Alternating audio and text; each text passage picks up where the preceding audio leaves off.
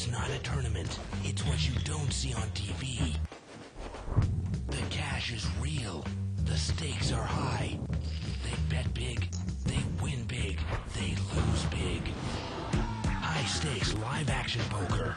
Live at the bike. Watch it live on the web or play it if you dare at the Bicycle Casino right here in Los Angeles. Hello, everyone, and welcome to Live at the Bike, brought to you by the Bicycle Casino in Los Angeles, California, the first and only webcast of real action cash game poker. My name is Bart Hansen. I'm joined by Shirley Rosario, and tonight is our big night. It's Poker Blues Whale Game, and it's 5,100 no-limit hold'em. The Unabomber, Phil Locke, is on the show, and this is going to be a good one, Shirley. I just heard that Phil Locke busted the host of this game, Yoshi Nakano. Oh, wow. We just missed that hand, but we're going to be on for the next 3 hours. There's a couple other people that people will recognize at the table. Jean-Robert Balande is on the show. You say his name so funny. And some others that people will be accustomed to seeing. So without further ado, let's get to it. And let's go around and introduce the table. So, here we go. In seat 1, we've got Yoshi Nakano. Seat 2, there is Ed Shanazarian. He is one of the whales in this game. Very, very loose player. Likes to come here for fun, recreational player. Seat 3, we've got Avo. Questionable. He is a professional poker player. Some people say he's better than others. Some people say he's worse than others. Last week he played worse. Before that he played better. So let's go over to seat 4. And that's going to be Mike Wu. Pretty tight player, unless he's amongst a table that are all tight players, and he'll start making some moves. Now, seat 5, we will get his name for a second. He's Bruce Parker's friend. He's new to the show, so I apologize we do not have his name right now, but we will get his name in a second. Seat 6, there he is. I call him Bobby Balande, but his name is Jean-Robert. And people will know him from the circuit event when he was on TV, the episode with Jennifer Harmon. Seat number 7, we've got Ken Berg, another whale, former owner of Kookaroo Chicken. Some of you that are familiar with those chicken chains. And seat number 8, we've got the Unabomber, and he put the hood on. He's got the hood on. He did not have the hood on. The game's been going on since about 4:30, and I was wondering if he was going to put that hood on. There it is. Phil Locke. And we're going to move over to seat 9. It's Bruce Parker, former vice president of sales at Callaway Golf. Now, this game is 5,100 no-limit hold'em. The white chips are $100 chips. The pink chips are $50 chips. Of course, the blinds are 5,100. And each player has to buy in for 5,000. It's a restricted buy-in game. But if you rebuy once, you can rebuy for 5,000. Or an additional 5. The second time you can rebuy for 10, and each subsequent time you can rebuy for up to 20. Right. So it's restricted at first, and then we've got a ton of chips in play. Yes. So seat 5's name over there is Larry Hahn. There he is. Again, he's Bruce Parker's friend. So there's a mix of some well-known pros and some whales at the table. We don't mean to say whales in any type of derogatory manner, but guys that have money that play poker recreationally. If you see a big purple chip, they're $5,000 chips. Grayish-green chips are $1,000 chips. So here we go. We're going to get into the first hand of the night here. Ken Berg raised out of the small blind to 300 with ace-10. And he checked it here. And look at this. Wow. Yosh picks Right up off the the gut bat. shot right on the turn. And Ken, he's playing it slow on the flop. Now he's going to bet, and Yosh has the nuts. Ken bets 400. Yosh took the card on the flop, and he's going to raise it up. Raise another 13. He's going to make it 1,300. And Ken is going to quickly call. And we've got over a $3,000 pot here, folks. And the river's a 3. No help for Ken. Ken's going to check. Again, the pot's about 3,000. It's a question now for Yosh. How much can he extract here? How much heat can ace-10 take here, Shirley? Got a guy like Yosh raising the turn. And Yosh normally respects Ken's, bets and raises and stuff like that. If he's betting into this, I would imagine that Ken should think that his hand's not good. Yosh is going to bet 3,000 here on the river. It's a $6,000 pot, 3,000 for Ken Berg to call. It's 600 degrees on the day. And Yosh is going to think about it. Ken's going to think about it here. I mean, Yosh is capable of making some bluffs, but it's not But he doesn't necessarily his style. normally go against Ken. Right. Got to think about the player that Yes. you're playing against. Ken's a pretty tight player. And again, if you've watched this show before, Shirley and I's criticism of Ken, and Ken's going to make the right laydown, is that he really tends to trap way too much. I mean, he raised onto the small blind with ace-10. Okay, he got a call by Yosh. You hit the ace. Bet it, yeah. Don't you think he was checking, trying to trap there with ace-10? Well, I would imagine. I mean, I hope that he wasn't just... Yeah. Yeah, I mean, you got to figure he thinks he has the best hand, right? That's what I'm thinking. Yeah. So you would think that he's doing it to trap, but I mean, Yeah. you don't really, I mean, ace-10 isn't that great of a hand, especially when there's a queen out there and other people are going to be playing cards that are probably Broadway cards where Right. someone can hit a gut shot. Plus there were 2 spades out there. Right. And you want to call 3 Ed's going to limp here. And Mike Wu's going to raise. He's got Jack-10 offsuit. And we're going to get a chip count to you as soon as possible. Again, the white chips are $100 chips. Pinks are 50. So you got to think that Phil Lock's got at least probably 10,000 in front of him. We're heads up. And Ed is dominated here. And Ed likes to play a lot of different hands. Ed's going to check, and Mike is going to make that little continuation bet, and it does not look like Ed is going to continue on. Now, just to give you some of the background of some of these players, again, if you haven't watched the show, I mean, Ed is a guy that is pretty much going to take one off if he hits the flop in any way. And Even if he doesn't. Well, Even if he sometimes has with an ace over, high. just an over, yeah. Sometimes with just One one over over. card. Any pair, probably any draw. Again, he's a guy that's, has a lot of money. He comes here to play for fun. And, gambling, it's fun. You're going to play a lot of hands. Right.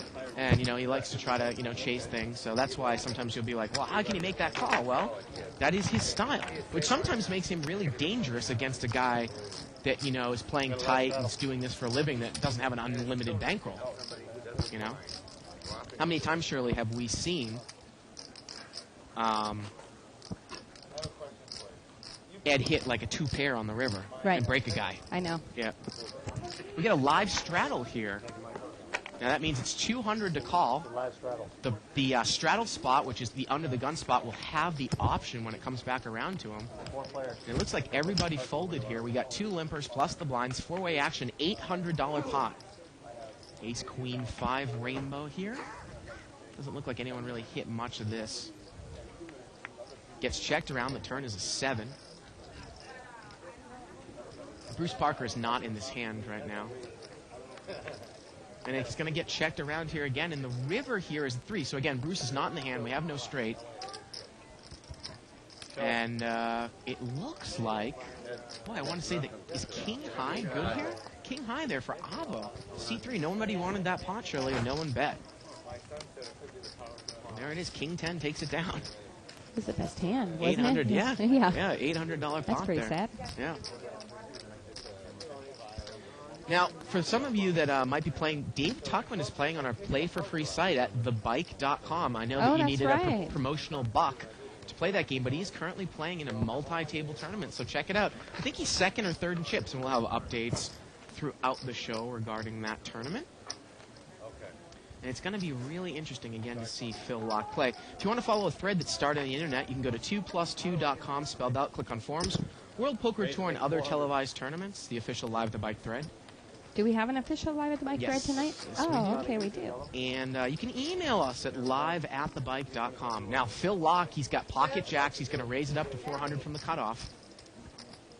And he's not going to get any callers. Everyone's going to know later, right? How long do these guys 5 have to wait minutes. to know? 5 minutes. 5 minutes? Yes. Can they ask and find out? Well, they call somebody 5 minutes away from the show. And then he's going to show the jacks. Brian's telling him the details of the show. We're on a If- 5-minute delay. Right. So in 5 minutes, if they walk away from the table, they can call a friend and find out what Say, get on the internet. their watch friend it, had. And then you call them in 5 minutes. Genius. Who's doing that here? We don't allow phone calls at the table. Phil's like, who's going to do that here? Well, One kid one time that did it, but none of us. Oh, that kid. again, we used to toil over, exactly what we could do about that, surely. But it's kind of the same thing if, you play a tournament this week and then you watch it 3 months from now and then you play a tournament with a guy right after that. You can study the film and Right. such like this. This just happens to be the only cash game with hole cards that is on right here. Now, Yoshi's going to open raise here with pocket sixes from the button. And it looks like Ed's got pocket nines. He just makes a smooth call here in seat 2. Avo is not in the hand. And here we go, 8-8-7. Ed's got an overpair to the board, and he's going to bet right in here. And Yoshi's just going to quickly smooth call. Looks like an $800 bet and an $800 call. Pot's 2,200 here. Here we go to the turn. The turn's a 10. Yoshi's got a gut shot, and Ed's open-ended. And he's going to bet again. 1,000. He's going to bet 1,000. And we used to say if Ed bets big, you should get out, but he's been making some moves He has lately. been making moves. And Yosh quickly makes the call. And here we go, 4,200. And the river is a 10, and it looks like Yosh has gotten counterfeit here. And Ed's going to bet he's got the What do you best hand mean? here with 10s and 9s. Yosh has counterfeit his hand here. What He are you plays talking 10s about? and 8s with the 7 kicker. But Ed had the best hand the whole time. I understand that. I'm saying Yosh is counterfeit. He has absolutely nothing. He plays the board right now. You mean his kicker's not going to play, so now he's not going to pay off Ed? Well, I'm saying that... Are we going to get into this already? He had a pair Because of that doesn't sixes make... before. Well, first off, it's not counterfeited because counterfeit's in Omaha. What? Okay, we'll get into that later. We'll get into that later. His hand got copied there on the board. A counterfeit is a copy. He has sixes. He played 10s and 8s there with the 7 kicker, and the Right. button moves over here to seat 2. Ed had the best hand the whole time. Yes, he did, but Okay. but then Yosh's hand kind of couldn't beat ace high. If Ed had been betting into him with ace high, Right. suddenly so he doesn't wasn't have going to a- get paid off doesn't by have a Yosh. good hand. Got it.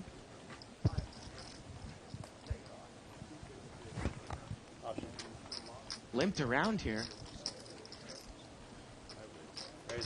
Oh, wow. And it looks like we've got Mike Wu is going to raise here to 700. He's got ace king off suit.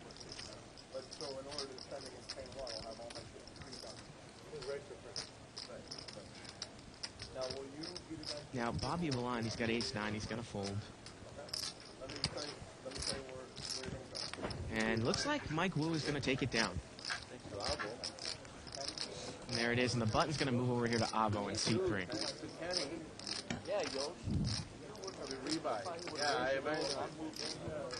Seat 5 and seat 6 look like they're up from the table.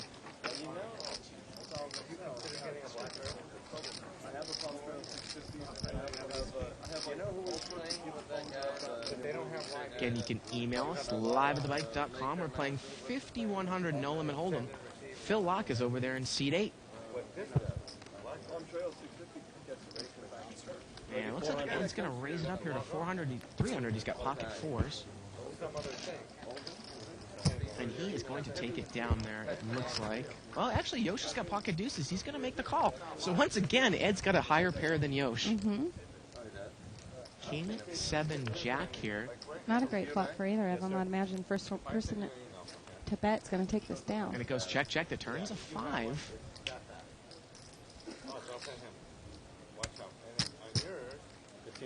And Yoshi's going to bet 1,500 here. And Ed shows He him that he shows. had the best hand. And Yosh folds. What's funny, that hand with the 10s and 8s, again, we've watched these guys play for almost 3 or 4 months now on a weekly basis. And we used to say if Ed fired in, he usually had something. Right. But then he kind of changed his game up around. And we saw him bluffing Barry. I think that Yosh might have just called him all the way down there, and maybe the river card saved him some money. Yeah, I at the think end. I think it did.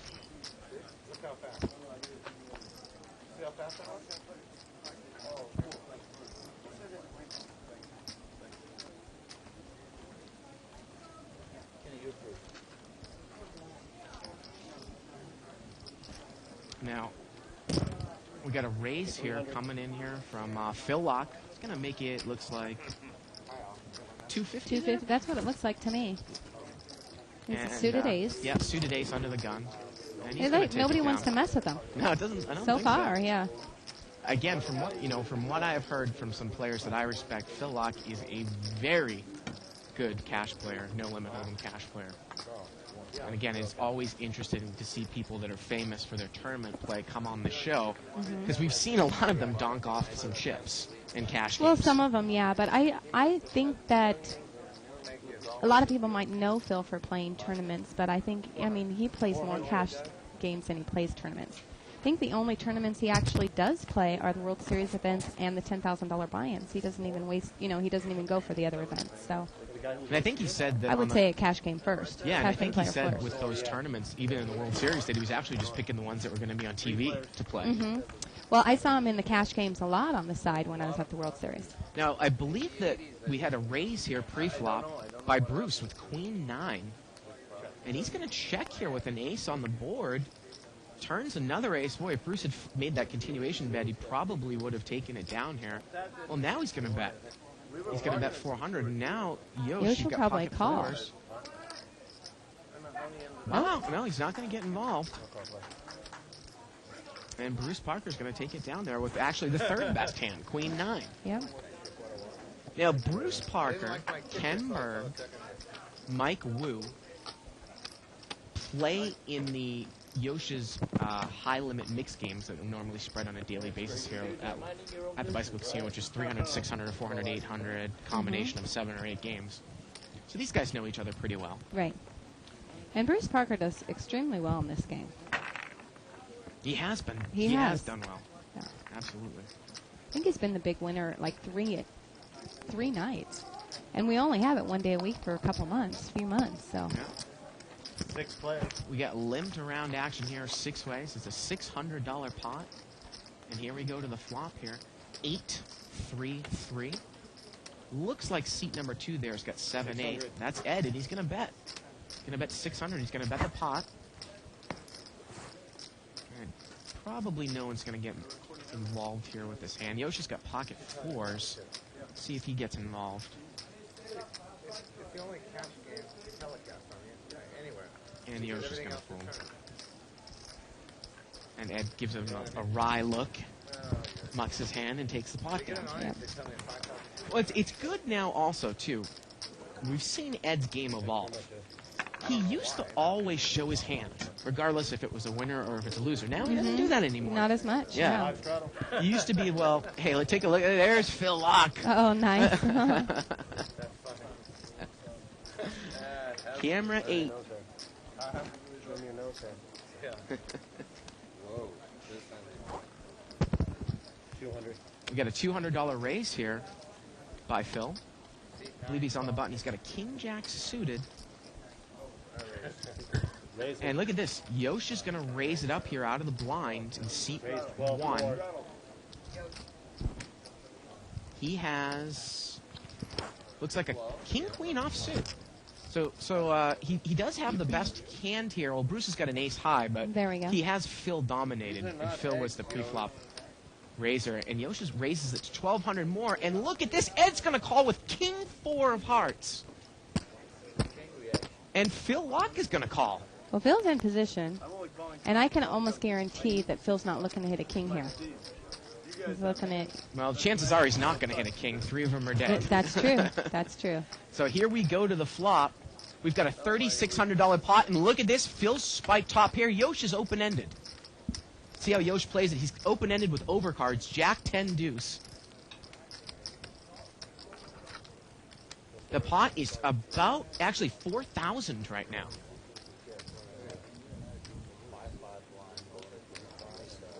And he's going to move here, Shirley. He's moving Wow. all in. And this is going to be interesting for Phil Locke here with the king-jack. Does he put Yosh on the overpair? It's about a $5,000 bet into a $4,000 pot. The pot is $9,000, $5,000 to call. You got to think Ed's going to fold. I mean, I know it's Ed, but you don't have anything there, buddy, in C2. Well, he has one over and a backdoor flush draw, and sometimes But- he'll do that. Now, but you this said is a big bet. You say you guarantee that Phil wasn't in there and hit the king. What about Right. the jack? I don't know. I don't think he'll make this call here, but, you never know. I mean, it depends on how he reads the situation. Look at that. Are Look you at Ed. kidding me? Ed's lost Ed it. is going to call here with king 4? And what about Phil now? Does he put any credence in Ed's call? He immediately calls. He's going to immediately call. And, folks, we quickly have a $14,000 pot Well, here. Phil is right on this. A $14,000 pot. Now, Phil actually moved all in. Yes. He moved all in, so he's going to put Ed all in on seat 2. And the question is, how much does seat 2 have left? That's a 2,500. Well, I don't think he has. I think he's got about 2,500 Yeah. left. Yosh is all in. And, folks, this is real cash madness. This is absolute madness here from Ed in seat 2.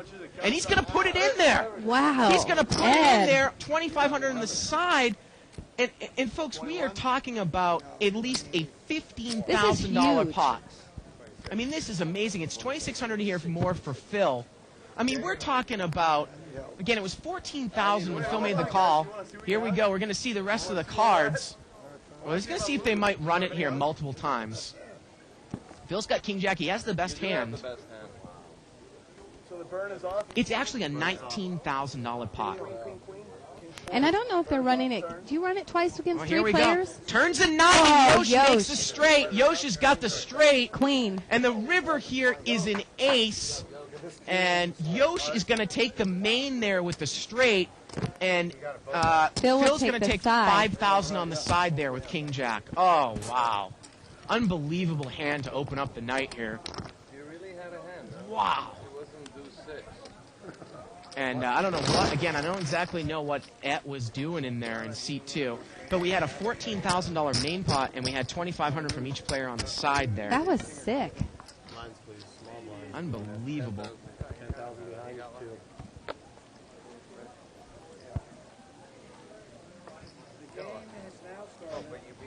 And the button's going to move over here to seat 9. That's a big one. And we got Ace Queen over here in seat 8. And Phil's going to raise it up here. He's going to make it 400 to go. And Ed has already been in for 1 rebuy. So he's in 2 buy-ins. And he's going to rebuy here for $10,000 in seat 2.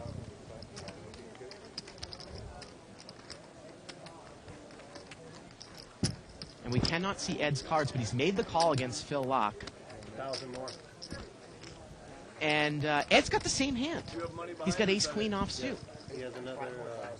5 more thousand. And he's got... Plus 5. Excuse me, has Ed made a re-raise here out of seat 2? 10 total. That's what he It seems there's a lot of chips shuffling around. It's a little bit tough to follow the action here, but I think he's re-raised. And Phil is not going to get involved. So Ed there re-raised out of the big blind with Ace Queen, and Phil folded. Well, I got to think. I'm trying to do the numbers off the top of my head on the flop there. You got a King Queen, Jack 10 on the flop. You've got King Jack. Yosh is open-ended. His king is no good, obviously. Right. He could have caught a queen, and that would have been good. He had 8 outs to the open-ended. 8 outs to the open end, open end, right? to hit With his open the end, ace right. or the 9, and then he had 3 more outs with the queen. So he had 11 outs and 2 cards to come. Right. Plus $25 in it. Seat 4 is going to raise here to 400. Oh, you had a raising hand. Seat 9's call. I guess. Not anymore. been Not raised to 3 against those total. squeaky. And we got 300 more here. So Bruce has brought this one open here with King Queen. 3 players. And seat 1 there, Yosh is on the button here with Ace Queen. Flop comes out here, King, King 8. Bruce has got trip kings. Let's see how he plays it. Well, look at this. Mike Wu's going to make a little bluff bet in here with 9-5 of hearts.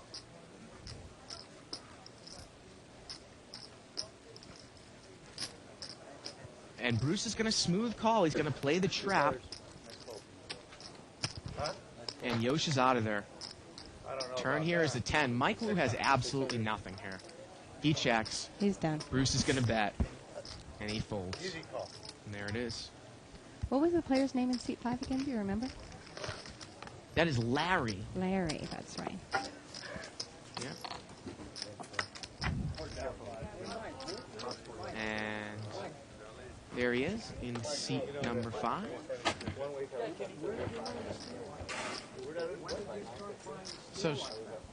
So Shirley, now we're playing. We've done this thing with Dave Tuckman, and we're going to switch to that, when we ever can get the chance to. But do you really think he has a shot there? He's taken down 28 people To win the whole thing? to win the whole thing. He was up second in chips, Well, I mean, he has a shot, but it's a long shot. It's I a would long say. shot? It's Yeah. a long shot, I mean, even for the best player to win a Right. tournament that has a Right. lot of players in it. Right, 28 people, but he's got Yeah. the skills maybe, so. Well, yeah, but that doesn't necessarily mean that you'll win. Right, we'll see. Now we got a raise here. By seat 7, he's got pocket aces. And he's playing against somebody. Oh, the big-time offender, Yep, Yosh. Yosh in seat 1. He's the host of the game, and we always can't see his cards. And I think that Kenny checked it, and Yosh bet. Kenny's playing the trap again here. Flop is king 10-4 here with a couple of spades. Well, to Ken's defense, at least he has the ace of spades in his hand. So we got a bet and a call here by Ken Berg. Turn is a queen. Ken checks again. Kenny, he just loves to trap. Yep. Loves to trap. I mean, you got to figure the board just becomes. I mean, like you said, he's got the ace of spades in his hand, and Yosh takes the card, and look at this. It brings a straight to the board. If anybody had a 10, and is Ken going to make the Now absolute minimum off this It hand? looks like he is. I mean, this is just unbelievable. Ken checks. Let's see what Yosh is going to do here. He's just going to check behind him. Tried to trap you, but I couldn't. I tried to trap you. Yep, there it is. You probably had enough win and then lose. Again, if you want to send us emails, you can email us at liveatthebike.com. And Jean-Robert Balland is going to We haven't seen straddle. him get Is in it here, Balande or Balland? Balland. I might be the I one think that- it's Balland, It but is Balland, okay. yeah. Well, I don't know. Okay. I don't know for sure. Well, it's a French name, and here we go. We're going to take a look I at thought our it was first, Jean-Robert Balland. first chip count of the night. Bruce Parker there, 12,000. Yoshi's got 11,000. Ed with 10,000. Phil is back down to about 5,000. He took a bad beat. He wasn't a huge favorite with 2 cards to Right, come. he wasn't. But he would have been up, surely, to almost 25,000 Well, basically- if he had won that hand. Was it 25? Because it's whatever Yosh has in front of him plus what he has, right? 16,000. 16,000. You're Yeah. right. Yeah, you won the side. You're right. Right, because he did win. Yeah, the right. you're right. It was about 19,000 total, but he had some of his money in there. So, well, here we go. Pot, I believe, was limped around here. Queen 8-4 here on the flop. We're heads up here between Yosh and Bobby. Turn is a 4, and Yosh is still good here with ace high. And he's going to bet 300. And I do not think that Jean-Robert is going to get involved with the hand, and he folds. And there it is. And, Shirley, the last time we saw Jean-Robert, he's played on the show, I think, twice? I think this is his second time. Second time? Mhm. Okay. I was not here commentating Yeah, on the he first actually one. made a pretty big lay down. He actually played pretty well the first time. And I apologize because we were giving him a hard time. Just like it seems like a lot of Well, the general he's public. he's gives fun to him give a hard time, just Yeah. like it's fun to give Phil Hellmuth a hard time. Or me a hard time, right? It's fun giving you a hard time. I enjoy it. But he was actually a very nice guy when we spoke with him after the show. We got a raise here by Bruce Parker. He's going to make it 400 to go. He's got Jack 6 of spades.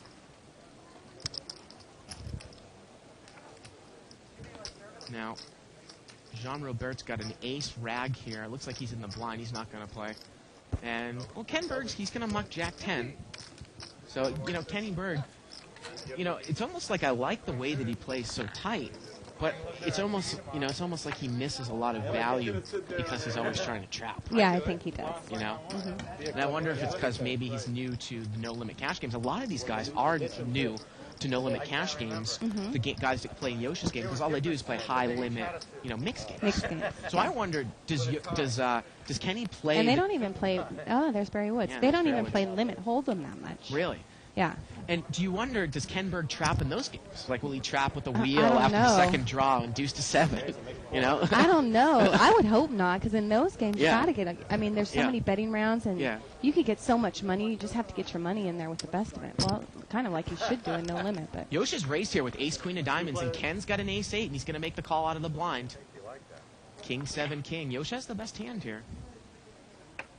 And it's almost like if you're Yosh and you bet this flop, and Ken calls, you really got to shut he down. trapped. You almost yeah. think he's got a king. You know he has a king. Right, I I mean, poker, the name of the game is about mixing it up. It's almost like if Kenny, might actually come out and bet, people would be like, well, I know he doesn't have a king. He would have check called the king, right? Right. So the button here moves over to seat 6. Bobby? I just got the call. The Bad Boys of Poker thing. Remember I told you about that? They're gonna film it. Are you going to be on that? Yeah. He was in the first one. I'm in the Are you a bad boy? I don't know, but I'm in this one. It's nice to see a lot of the new 2+ tours, new posts and comments here on the Oh, yeah, thread. by the way, the one guy last night that was new that we weren't familiar with his name, it was Vic. Vic? Yeah, did you ask him that? I did. Yeah, He's playing I stud talked to him high- today. stud high-low table. I asked him, oh, what's your story? He Yeah. said he's been playing about 2 years. He had went down to Morongo a couple years ago, and his friends had invited him, and he didn't even know how to play, and they gave him a book, and he read the book, and he's been doing it ever since. Wow. Yeah. Now, Jean-Robert Balland, he's got ace-6 offsuit. He's going to raise it up to, it looks like 600 on the button here. And again, bear with us. Sometimes we have a little trouble getting the cards up because some of these guys do not comply and get the cards over the window. I believe we have heads-up action here. Bruce Parker called him with an ace-jack in the blind. And the flop comes out 8-7-6, all clubs. And he's got the best hand. Check. Bruce checks. Let's see what Bobby's going to do here. He's going to bet. And he's going to take it down. Ladies and gentlemen. Oh, there it is. He's got the Legends of Poker shirt on there. Mm-hmm. I have a couple of those shirts at home. I can tell you right now. Of course, Legends of I Poker, had one of those. one of the WPT events Right. that we... I think it's the only $5,000 event left. WPT. Yeah, I think you might be Yeah. right. Yeah. And I wonder if they're ever thinking about maybe increasing the buy-in. Well, they talk about it, but Denny is really stands behind the fact that it's Denny 5,000, Williams, and I our, right, our our tournament tournament director, director. and I like that. Yeah. I had a big ace. All right. Button's going to move over here to seat 7. Bruce Parker's got an ace-10 offsuit in the big blind. Avo's brought it in for a raise here in seat 3 to 300. We can't see his cards over there. Seat 5 is going to make a call here with ace-jack offsuit. Again, Avo opened in seat 3. We'll get his cards up here in a second. Avo's got pocket 7s, and we are heads up here. So Bruce mucked an ace-10 in the blind. And look at this. Larry's hit top pair. Not a bad flop for 7s. Avo's going to fire. Jack 4 deuce. And Larry quickly calls here. Pot's about 2,000 now. The turn's a 9. Avo checks now. And Larry checks right behind him, Shirley. Wow. And the river here is an 8. Avo checks. Wow, and Larry just checked You it. sure Larry's not Ken Burke's friend? Well, he's Bruce Parker's friend. I don't know if he was. I don't know if he was trapping there or he just Well, yeah, playing a little bit what was passive. Yeah, that was a little passive. I mean, what was the 9? What did it hurt? Yeah. Got to think probably your ace jack is good there. I mean, I would if you're think. scared of a check raise with someone with an overpair, you got to find some information out. And then when Avo checked it again on the river. Right. Yeah. Well, the button's going to move over here to Phil Locke in seat 8. Mr. Jennifer Tilly. I was told to Oh, call. stop. Did he tell you to say that? No, he didn't tell me to say Oh. that. I think Tuckman told me to say that. Now, we had a raise here, I believe, by Mike Wu. He brought in with 6-5 offsuit. And Bruce Parker, it's interesting. In the big blind, he mucked ace-10, but in the small blind, he calls queen-10 offsuit here. And it goes check, check.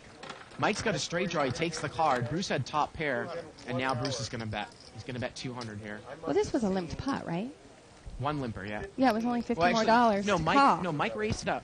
Oh. Mike raised it up. yeah. Okay. There was one hand. And Bruce takes it down there with the best hand. Well, yeah, but that's a little strange. It is a little strange. I mean, you wonder, maybe he didn't want to take ace-10 off suit and multi-way, but he was comfortable taking queen-10 heads up. Heads up. But Mike Wu, he's one of the tightest players.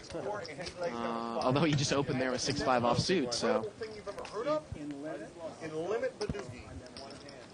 And they both made a good lay down. The guy had a number 2. And you're asking me for advice? It's unbelievable.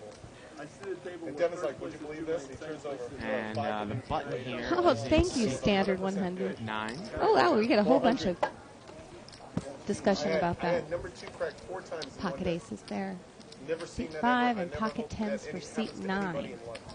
800. Number We get a 2 raise, yeah, with the aces. cracked 4 times. And I think Bruce is going to re-raise here with pocket 10s. He's going to raise to 800. Let's see how... And these guys are friends, Shirley, so it wouldn't surprise me if they just don't play here and they just check it down. Well, actually, he's going to re-raise. He's going to re-raise, but now he says, if I knew it was just you and I wouldn't have done that. Right.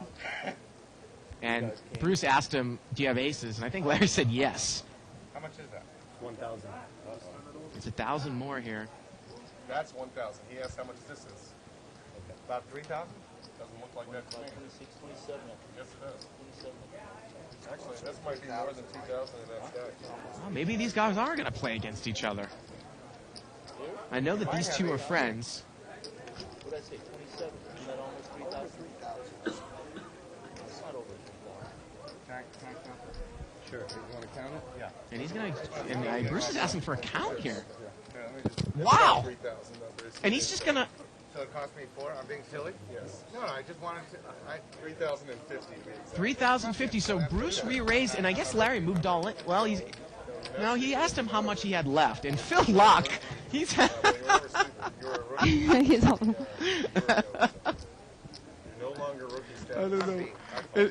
Yeah, there you go. Phil said Phil told Bruce he was silly. He shows the aces. Now I know you're not a rookie, and I never want to hear you say you're a rookie again. There it is. Okay? All right? Yeah. Anybody who can lay down tens before the flop is no longer a rookie. Well, there you go.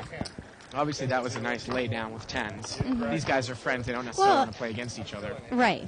I mean, your friend re-raises you. You kind of think, okay, my tens might not be good here. Probably not good here. Can be classified. Unless it's Mark Safe re-raising you, right? With like Oh, ace jack that is against jerk. pocket queens or something like Oh, that. he'll raise me with 7-3, idiot. Not as easy a lay down for you. Pocket tens in that spot. Against him, no. No. Well, you had 10s, right? Yeah. 10 would have come out. Bruce is going to limp in here. He's got 7-3 of diamonds and I'm seat gonna 9. have it for you. Maybe 2. Yosh is on the button here, I believe. He limps in. And C5 limped in with an ace-queen. And look at this. We got 5-way action, $500 pot. And Larry's hit top pair. Now, he's played it pretty passively, but he's going to bet this time. He's going to bet 400 with the ace-queen. Again, C5's got an ace of hearts, queen of diamonds. You got whacked for 30K there yesterday. So he's bet here with top pair. Monday. He had a set of kings. And he is going to take it down there. There it is, Larry. I've never flopped a set of kings before. What? I did one. Button's going to move over here to C3. That's Avo. We haven't seen a lot of crazy action yet, Shirley. I mean, we saw that one nutso hand. That there. was pretty crazy. And it looks like we had somebody put up the, Some odds percentages here, percentages right. King Jack was 60%. King Queen was... 400. 39.46. Oh, they didn't even input. I was King going to four in say, there. where is where's the king forehand? Yeah. Two of you. We just count that one as dead automatically. Wow, pocket queens here for seat number 7, Ken Berg. And Yosh has got King Jack. I think Yosh raised and Ken called. Now, excuse me. That was Ken reversed. raised and Ken Yosh. raised and Yosh called. And Ken's going to bet here. Well, he's going to bet with the overpair. I'll make it hard on you. Ken raised and Yosh called there. And turn would have brought a queen. Ken would have filled up. We can see we have a rabbit cam here. Yes. And Ken Berg takes it down there. You know, he plays a lot here. Every time that mixed game is going that I see here at the bike, he is playing in the game. Your reign of terror is over by the roof. No, you need somebody that can network. Button's going to be over there in seat 6. Remote you. Printers. And we're going to get into the next hand here. Bobby Blimes is in the big blind.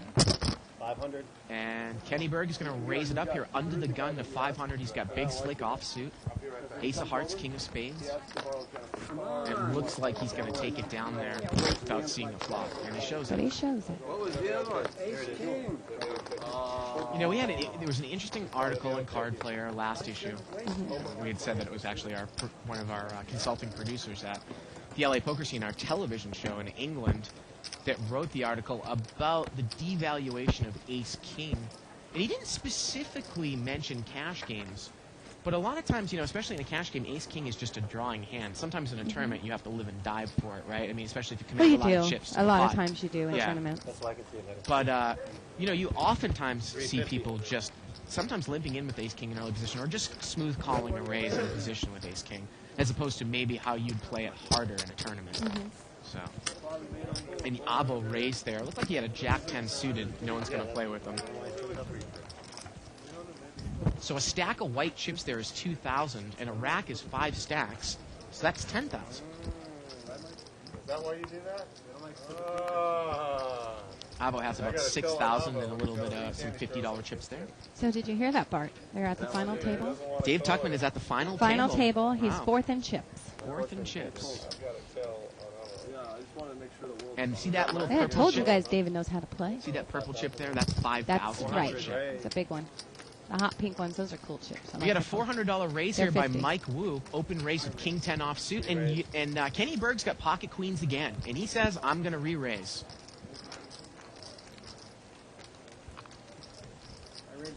And he's going to make it 1,000 more.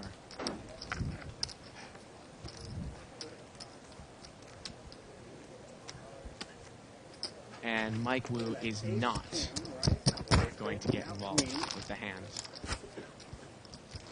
Time for Jack. Poor Barry Woods looking at the table. I know, poor guy. Yep. You didn't show it. You didn't show it though. I'll do one of You gotta these show it. See, and then the next time I'll be able to call Button's you. going to move over there to Ken Berg. So he's had queens, what, 2 or 3 times tonight? I'm not playing with you. Ain't over nothing but premiums. I'm done with you. Done with you. That'll give me a great opportunity. Yes, sir. We've got an ace-5 of spades here in seat 5, and the pot is straddled here. Go ahead. The pot is straddled by seat 2. We got a limp here by Larry. Yosh is going to complete, and Ed's going to check it in the straddle spot in seat 3. 3-way action, $600 pot. Queen, 7, 6. Yosh has got middle pair here. He's going to come up with that. He bets, looks like 500, and he's going to take it down. So, if you have a straddled pot and you've got a couple of limpers, there's already a lot of money in there. I mean, the pot becomes basically $200 in the big blind. Right. And obviously, the Well, I mean, you limp around with these $100 bets, and it's a Right. dang big pot for a lot of us.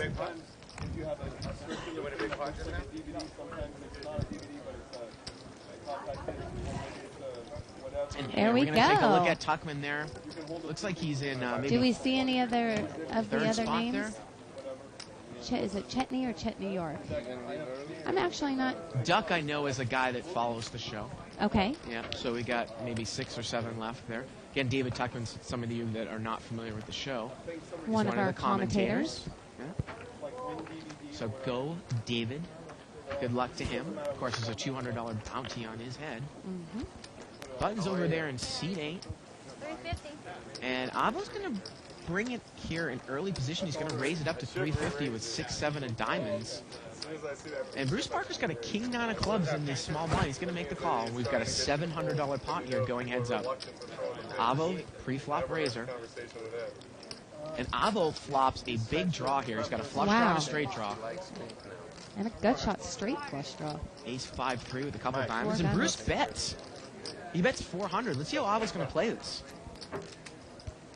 Bruce is going to bet here with the ace scare card. Huh, it looks like he's just going to And call. Avo just calls. I'm surprised he didn't put a raise in there. Maybe he'll raise the turn here They- if he misses possibly. a draw. The queen here comes on the turn. Well, And- now that's such a weak bet. Bruce I would is gonna hope bet. that he's going to put in a raise here. Bruce is going to bet 300 here. Yeah, I think this might open up the door here for Avo to raise. Unless you think that Bruce is kind of playing it reverse and maybe he hit 2 pair here and he's like inducing. Look at this. Oh, Avo just yeah. calls again. He's just going to call again. Still has a big draw here, and the river's a diamond. It doesn't matter, but Bruce picks up second pair. Bruce is going to bet 300. When your bet on the turn is less than your bet on the flop, I would say that's pretty weak. I don't think that's a trap. You want to just... Don't you think? I mean, if he actually hit 2 pair, he would probably bet just slightly a little more than what he bet on the flop. Well, some people He would might bet like 600. some people might do it where it looks really weak with almost kind of inducing a raise. Well, yeah, I mean, Yeah. anything's possible. I would have taken it as weakness. And it could have meant strength, but I would have read it as weakness. Let's see. And Avo's going to raise it up here, and I'm sure that Bruce is going to be done with the hand. Yep, there it is. It would have been interesting to see Avo if he had missed on the river what he was going to do. And Phil says over there, "You got the flush, kid?" Avo gives him a little smile. Yes, he made it. Again, if you're new to the show, we stream cash games every Monday through Friday from 6 to 9 Pacific time. And tonight's show is sponsored by Poker Blue. It's Poker Blue's Whale Night. You can go to pokerblue.com, play 4 hours of any 1-2 limit hold'em game or higher, or any no-limit game, and you qualify for their big, fat weekly free roll. And you can go to their website for the details of what they give out in prize money for their big, fat weekly free roll. Couple limpers here. Now I'm doing better than you. And we got 5-way action. Now you're ahead of me. And it looks like Yosh there has got pocket 9s. He just completed in the small blind. Queen 4 deuce. It's going to get checked around here. And Jean-Robert's going to bet here with middle pair. He bets 300. And Yosh calls with pocket 9s. Yosh has the best hand here. Turn is an ace. It's about a $1,000 pot. Yosh checks. And Bobby checks right behind him. And the river here is a 3. And Yosh's hand is good here. And it just gets checked down there. And 9s are good. And Yosh, when he won that big pot, he's got a lot of chips in front of him. Yes, he does. He's got about 17,000 in front of him. Those little greenish-gray chips, we call them gray chips, are the $1,000 chips. The purple is a $5,000 chip. The whites are hundreds. The pink is a 50. Yellows are 5s, and blue ones are And $1. earlier we had did his chip count at 11,000, but we forgot to add in that he had loaned $5,000. Sometimes they do that on this table, and so that's why he had loaned it to Ed. Why Ed was going to get chips. So Right. he did win a bigger pot, because I know that you probably thought it looked a little There he strange is. that it was only 11,000. There's the man. Poor Big Vic, pot. yeah. Bruce Parker's going to bring this one in for a raise. He's going to raise it up to 400 here. He's got ace-king. Mike Wu's got pocket 5s here in the blind. And he's on the short stack, and he's going to move all in here, Shirley. Going to gamble it up on the short stack. This is a restricted buy-in game. And Parker's going to ask for a count. And Parker's going to hope for a raise because he makes the call here. So we got a coin flip here. About a $5,000 coin flip. You don't see that every day. No. And pocket 5s are still good here. And they hold survive. up. Bruce had overcards and a gut shot straight there on that board. And again, sometimes the nature of the game there, I mean, Bruce, he raised to about 400, and Michael went over the top for, it looked like maybe 3,000 there. Hey, wow, 4,000. 4,000 there, and Bruce called quickly.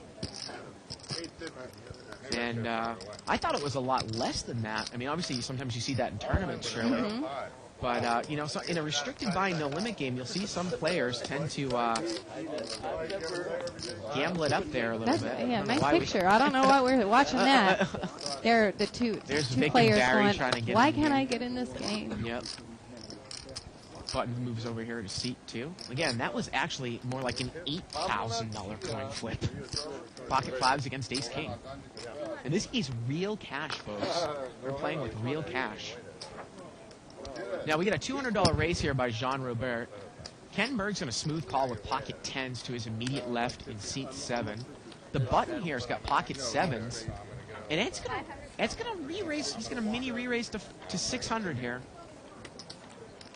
Jean Robert calls. He's got king 10 of diamonds. And Kenny Berg calls. We quickly have an $1,800 pot. Ed in seat 2 on the button, the pre-flop re-raiser. Ace 6 jack. Wow. Nice flop for Robert. Yep, he's got a flush draw. He's got a gut shot straight draw. And Ed's going to continue to bet here. He's going to bet 900.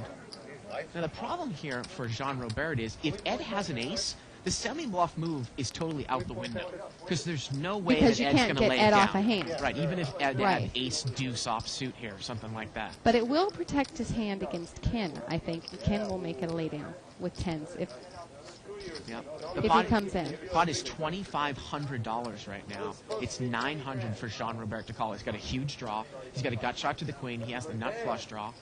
And if he does come in for a re-raise and Ken lays down, then he'll have 2 overs, although 2 of his 10s are dead. But And it looks like he is going Nice hand, Mike. to push. Send one to the table. There it is. He's going to push.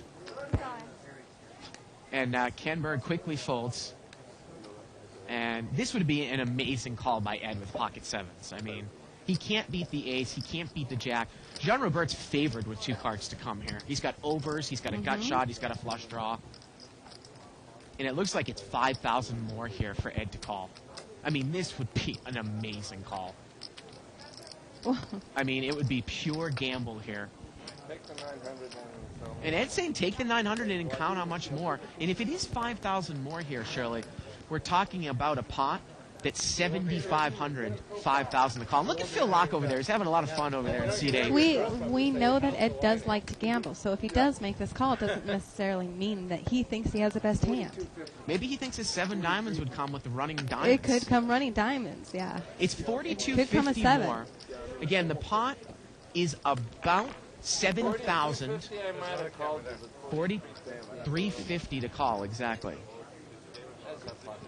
And Ed is going to fold. Ed is going to fold. And Jean Robert takes it down. But again, it's an interesting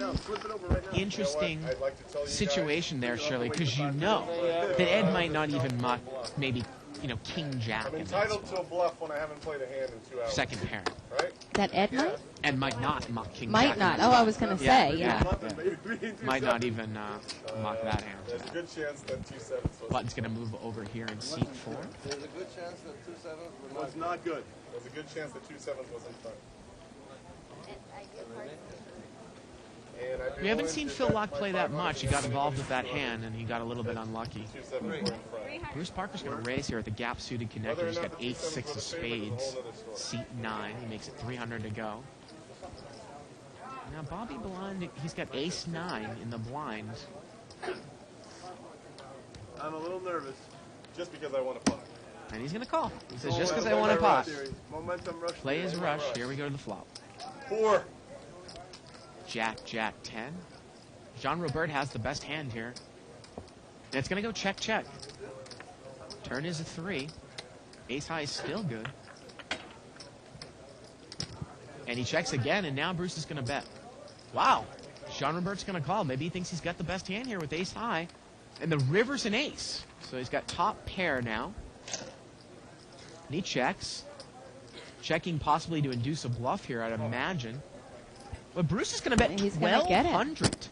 Bruce is going to bet 1,200 here on the river. And now Jean Robert's going to be put to the test. He checked the flop. Bruce checked behind him. He checked the turn. Bruce bet a little bit. He bet 400. Jean Robert called.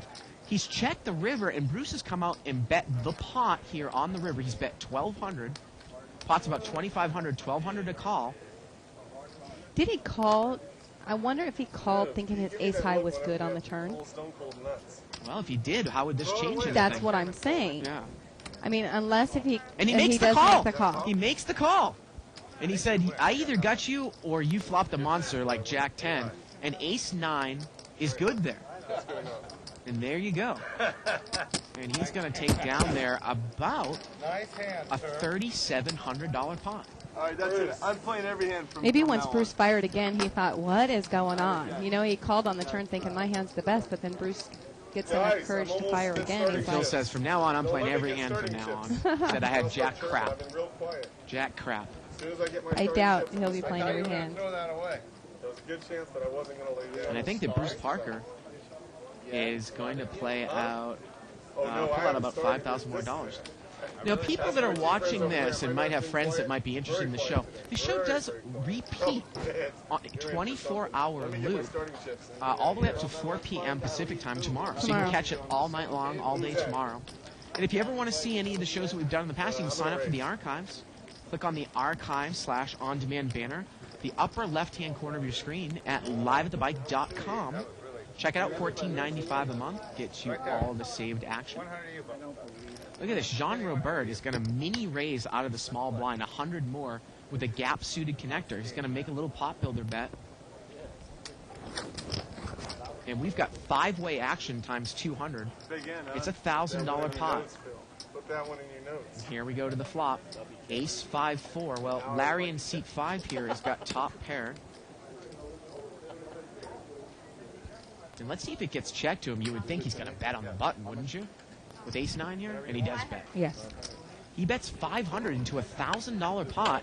Jean Robert quickly calls with middle pair. Pot is 2,000 now. And here we go to the turn. You wonder if maybe Jean Robert thinks he might be able to represent clubs here, and he spikes 2 pair on the turn right away. And I believe he's checked. And Larry's going to bet. And Jean Robert is He's- going to check raise he's all all in. in. Larry bet 900 here. Pot was about 3,000. Jean Robert check raises all in. And Larry is going to get away from it with the ace I can nine. only show one card. Okay, show 3-7. And Jean Robert is going to show one card. He shows a 5. How I could re-raise $100 pre-flop with a 5. I'm still trying to figure that out. We are too. How do you do it, sick one? How do It's you a do it? value raise. I got to mill the pot. Well, I think that's what his Build the intention pot from was. out of position. Okay, well, here comes the straddle. Build the pot from out of position. I don't even know what out of position means. Build the pot from out of position. Bruce Parker there. He's going to straddle here in seat 9. And these guys are comical. Bunch of jokers. Now, actually, at the end of the show tonight, Let the games begin. I am going to interview Bear has Phil starting Locke chips. for our television show, but we're going to stream it on here live.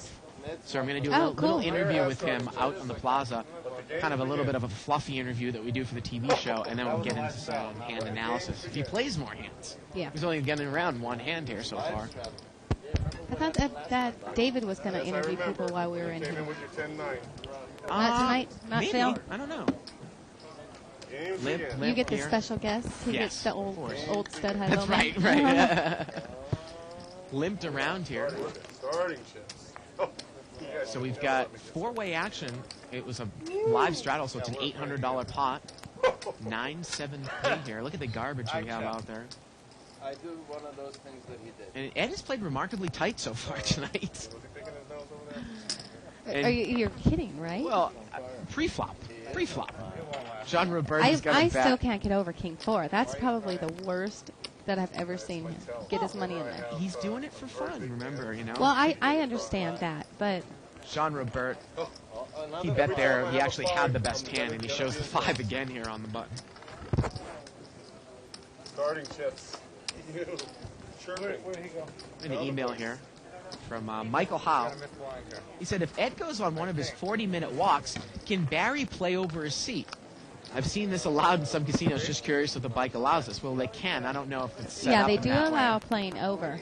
He also says, is there a second or third man walking rule? No, we do not have a rule. What's that? I've never heard of It's that. like in Vegas, if you're a third man walking after 2 people have left, if you're the third man up and you miss a round or a blind, they will pick you up off of the Oh. table.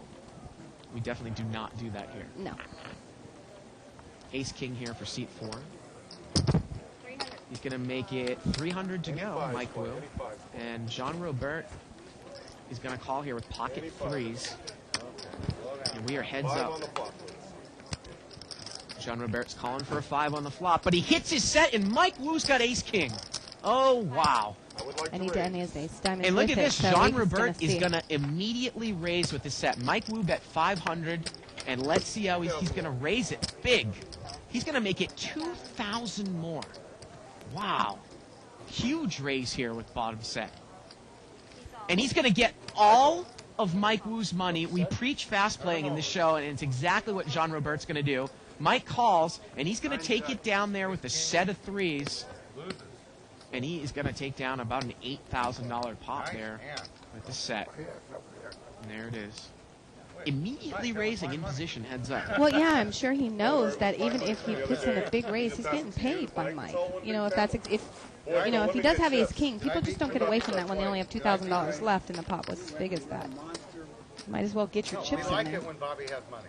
I like it when one The other thing, too, about Mike Wu is that he's not the type of guy that's going to, say, fire twice with Ace-Queen as a continuation bet. Right. So, maybe raise there now instead of him picking up some sort of miracle card on the turn that makes his hand say he had a pocket jacks or pocket 9s or pocket 8s or something like that.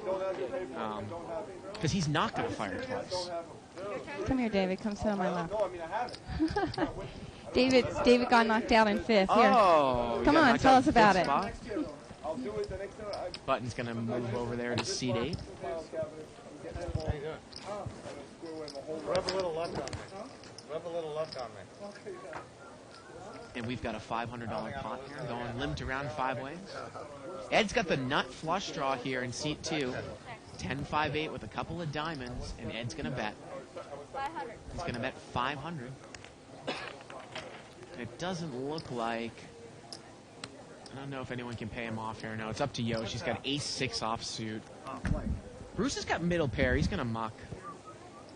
And Eddie's going to take it down there with a semi-bluff. No one's going to get involved with Ed's bet. Hey, Bardio. What's up, buddy? Hey, Dave. How you doing? Dave coming back in the booth. How'd you do in your tournament, man? I lost. I came in 5th. Hemp 22 took my bounty up, chopped my head off, and he is now $200 richer. Wow. Yeah. Unbelievable. He's actually, I think there's about 30,000 chips in play. He has like 26,000. Really? So I would guess that he's probably going to win. So, yeah, I flopped a pair with an open-ended straight draw. He flopped 2 pair. Yeah. The old 10-Jack-Queen thing. I had King 10. He had Queen Jack. 5-handed. The chips went in. He beat me. Well, of course, if you want to, this was just kind of a beta test. Again, this was regarding the Play for Free site at thebike.com. And there were only 26 entrants because you needed a promotion buck to enter the show. Yeah. Or to Actually, enter there's the a late tournament. entry, so there was a 27th. Ah. And a lot of people watching live at the bike. Yeah. Really psyched about the game. I kept getting things of, what is Ed doing? Well, of course. Well, next time we do this tournament, you won't need a promotion buck, and I'm sure we can get a lot more people into the tournament. This was just kind of a test. And I guess then the next one, the bounty might be on your head or Shirley's head. Yeah, possibly. Which would be very cool. So I'm going to go play some poker All right. for real money. And it seems like you've been on a tear in the No Limit game. So I've been okay. I'll see if maybe I you can can continue. hop into this game, huh? I'll pass. Yeah. Thanks for sharing. Well, thank you very much, Dave. Again, the white chips here are $100 chips. Pinks are 50s. I need Bobby here. It's not binding until I see my card. 300. Wait, you don't have a card? And we've got a misdeal. Well, that's nice to know that Dave gets to play against 27 opponents, and next time they won't need that buck, and we're going to get to play against 200 or something like that, huh? And he made the final table. He made the final table. How are we going to top that? Again, I think that we have 3 weekly free rolls? 5 weekly free rolls once a day, 5 p.m. Pacific time at thebike.com. So check it out. Go there. Download the software. And, play in the free rolls. Pocket Queens here. Look at this. Jean-Robert Balan's got Pocket Queens in seat 6, and he's off. He's away from the table. Oh, wow. What a bummer. And he's got about 20,000 he has a lot of in chips. And he had Pocket Queens. Instead, it's going to get limped around 4 ways, $400 pot. 7-4-3 here with a couple of clubs. And this would have been a huge hand if Avo was going to be in it there against the Pocket Queens, because he's got ace deuce of clubs. He bets 300. Larry's going to call. Can you imagine the action that Jean-Robert would have had on this hand? 7, 8, and ace deuce turns 10. And we're heads up here. Avo against Larry. And 7-8 is still the best hand here. Let's see what Avo does.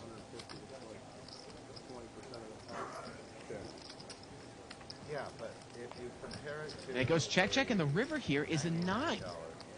And Avo checks again. And Larry's going to check right behind him, and the pair of 7s there is good.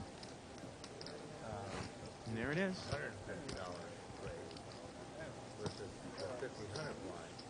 Larry takes it down. But again, there still would have been a lot of, I think there would have been a lot of heat on that hand. If oh, we get a screenshot of him being eliminated. It's kind of small. Yeah. I think because he wrote something on it. He's great at getting these pictures, like little Photoshop. But he wrote something with the red arrow. Owned. Oh, okay. Owned. And again, we're talking about a thread. You can follow a live thread that started on the internet by going to 2plus2.com, spelled out. Click on forums. World Poker Tour and other televised tournaments. The official Live the Bike thread for December 21st. And there's Hasanabi. Bruce Parker's going to raise here. He's going to raise it to... Seat 5 actually raised it to 400 with aces. He's got pocket aces, and Bruce Parker's got ace-queen. And they're heads up again here, Shirley, the two friends. So aces against ace-queen. Flop comes 7-6-4. Larry's going to come out and bet, and Bruce Parker is done with it. Wow, I had one of those. And he shows the aces here again. So we're about an hour into the show, and we've really only seen Phil Locke, the Unabomber over there in seat 8, play 2 hands, about I 2 think, hands, right? yeah. And we've only actually seen him play 1 because he picked up the 1 pot with jacks and Right. didn't even see a flop. John Robert's going to live straddle here out of seat number 6. Sorry you didn't get any more callers. Yeah, but let me a yellow. I owe you 15 in yellow. Here, thanks. So, under the gun, 200 to call here this hand, and the straddler will have the option. We allow that in no-limit games here at the bike. We don't allow it in limit games. Sometimes I have people come into limit games, Shirley, and like, well, live straddle. Well, it doesn't happen. It's a blind raise in the limit games here. Ken Berg's going to make a call here with a little gap-suited connector, and Phil Locke's just not picking up any hands over there in seat 8. Original gangsta. And it is limped around here. We've got 5-way action. Jean Robert has the option. He's going to check. And we've got a $1,000 pot going 5 ways. I can't wait to get a hand against you. Oh, gosh, I can't wait till you get a hand against each other. Here we go. Queen 10-9 here with a couple of hearts. Did anybody hit any part of this flop? It doesn't look like it. Yosh looks to be good here with ace high. Family, you can call me a bitch. And it's going to get checked around. Turn is a deuce. Yosh now has a pair. It's a 3rd heart. Ed is the only one with a flush draw. Yeah, he's got 3 of With hearts. a whopping And he's 3 gonna of bet. hearts. He's going to bet. He bets 400. And he that looks might like take he it might down. take it down. Wow, No. Yosh is going to call. Pot's now 1,800. And the river's a heart. Girlfriend, they named the nightclub after And Ed's her. going to bet again. He's going to bet with the 3 of hearts. He bets 1,000. And Yosh folds. Wow. Again, I don't necessarily know if Her boyfriend built the club for her. if Ed was trying to thought that he was betting for value there, or he might maybe thought that maybe he could bet Yosh off of a heart. Yosh off of like a higher heart. Yeah. Wow. I'm just telling you, I mean, the A-list of Button's going to A-lists move over here to come seat this 4. store. You never believe it. Food was amazing. It was And Shirley, in a at the couple of Beverly Center, moments the here, bar I'm getting where, word that Dave Tuckman is where, going to be doing a little interview with Hassan Habib out there on the floor. Pocket queens over here for Phil Locke, and he's going to limp in here with the queens. Trying to pull the limp re-raise here. The third real hand we've seen him had here tonight. And I don't know if he's going to get the limp re-raise. It's going to be interesting to see how he's going to play the queens here. Uh-oh, no, the small blind's going to raise with ace-10. He's going to make it 350 to go. I was living in San Diego then. And look at this. It's actually 450, He just and Locke just called, calls. Avo's got pocket 8s back there. Ed's going to call with deuce 3. And look at this. Wow. Avo is going to call. So we've got a pot now of about $1,800. Phil's played the queen slow, and Larry's the pre-flop raiser. Well, an overcard to the queens come. Let's see if but they're Larry's still going to check. good. Nobody has a king. Phil checks with his queens. Might Avo bet thinking his 8s might be good now? It gets checked to him. He's in late position. And he's going to bet. And this is going to be interesting to see how Phil's going to play this. He's going to bet 900. He's betting half of the size of the pot. And Phil is going to call. And the pot now is $3,600. Well, Avo had just originally limped Yep. in late position. After that, had already been a couple limpers. So it would be difficult to put him on an ace, king, or a bigger pair than Could have queen. king, jack, king 10, king, queen. Turns a 6. Yes, could. Let's see how Phil's going to play it. It's a 30, and it goes check, check, Check, and the check. river is an ace. And now what is Phil going to do? It's a $3,600 pot, and he's going to bet $1,800. He's going to bet half the size of the pot. And this was a really interesting hand to watch. What did Phil call with on the flop? Maybe the 6 might save Avo here a little bit. If Phil might have called with second pair there, he had trip 6s on the turn. There was no real draw. If he had, say, a gut shot draw, possibly he might have gotten there. We haven't seen really Phil play those types of hands from up front. Yeah, I was 3-5, going to say. I mean, 3-4. couldn't imagine him having a 6 in his hand, depending, with his position Right. that he was in.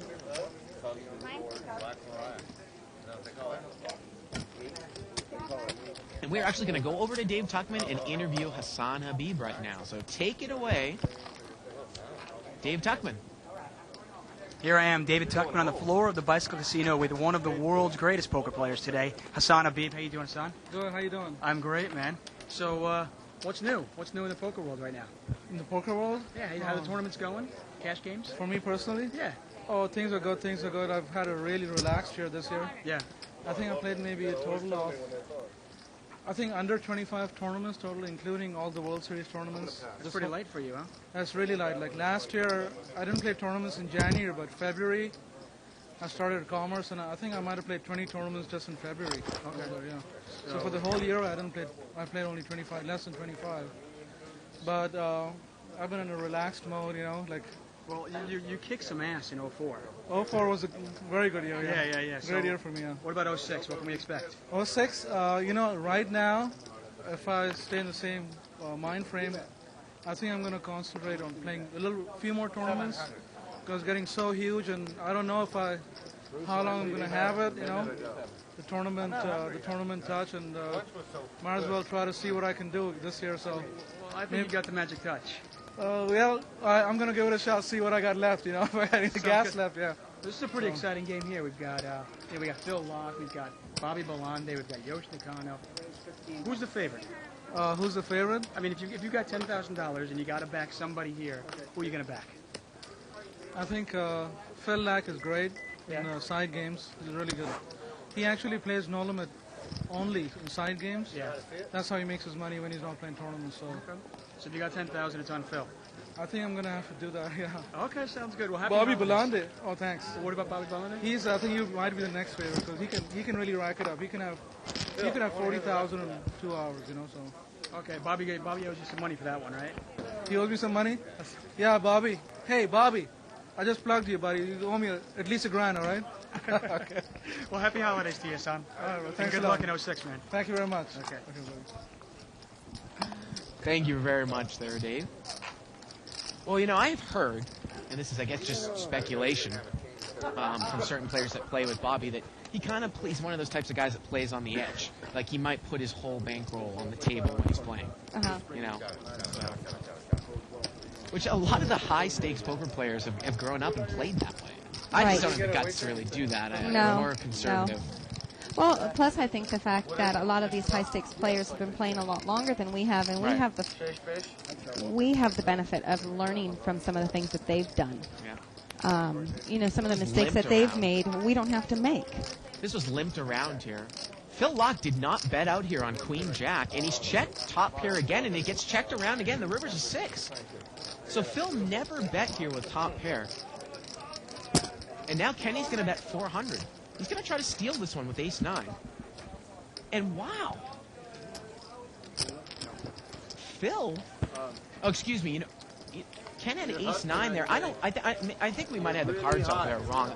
Maybe Phil didn't have the Queen Jack. Sorry about that. We entered the hand in a minute. We did it kind of late because of the interview. That didn't really make a lot of sense there to check Queen Jack a couple times. Button was over here in seat 7. Take it from us and give it to you. You're the and Phil is in seat 8 here.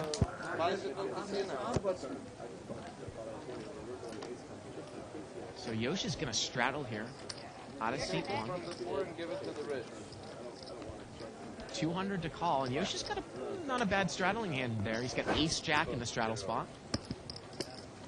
Raise it up. And Jean Robert is going to raise it here. 1,200 more. He's going to make it 1,200 more. He's got deuce 10 offsuit. He's got the Doyle Brunson hand. A lot of value in that hand, Shirley. He's going to make it 1,200 to go with 10 deuce. And it looks like he's going to take down all the dead money. And you look how quickly Yosh folded to ace-jack offsuit. Out of position there in the straddle spot. Right. I'm going to find out tomorrow. Tomorrow I'm going to find out. Phil, you know something? There's not one person here at the table that would go and study the video from last night, except for possibly you. Me. I'm definitely going to. Is he talking to Phil? Yeah. I've done it every time. You're incredible. And Bruce Parker said he's done it every time. Well, remember I told you that Phil subscribed to the archives, or that I thought that he did, and he would probably have studied and this and that. When I talked to him today, because I haven't seen him for a while, and I did try to call him last night, but he hasn't checked his messages forever, and it's locked out. So I saw him, and I said, have you been watching? Did you study? He goes, no, I haven't watched it. I was like, I got invited, and I don't expect to get invited every week, so I just decided to come down here. Well, Phil, like, okay. Look at this. Phil, we had a straddle here. Phil limped in with pocket 8s on the button, And I think that Bruce Parker, he's just completed the small blind here with jacks. I might be wrong. It looks Actually, like. he did raise. He did raise. Okay. Oh, yeah, there's a raise. That's my two, there's his two. It looks like 850. So, they pull in the 2, and then we'll see what the raise is here. Is that It looks like 750? 650 or 750 more. 750 more. Just poker, baby. Don't. And Phil's going to call. Give you some more motivation So the to pot find now out. 1700. Phil played the 8 slow here on the button. He opened limbs, and Bruce raised it out of the small blind. Wow, and pretty raggy board here. 10-6-3 rainbow. I want you to study the video, Phil. That much. And Bruce is going to bet that much. He has, I think, a $5,000 chip behind him. I'm not sure. Wow, look how quickly Phil folds there. The pocket 8s. Shows the jacks. You got that? You get a $10 bonus. And again, I'm pretty impressed with the way that Phil has played. We haven't seen him play in many hands, but No, we haven't. They're on the video. pocket 8s there. I want you to study the video. You mean I Open get limp how there much on the money? button in a straddle pot. Okay, done. I'm in. $10. And the button moves over here to Bruce Parker here in seat 9. You can name me my 2 cards. I love it. What'd you call that one? Big blind's going to move over here to seat 10. Going to post? Going to post? And, but if you can't name my 2 cards, I get to mock you publicly. Seat 3 is going to raise here to 300 with 7, 8 of spades. So, of course, yeah.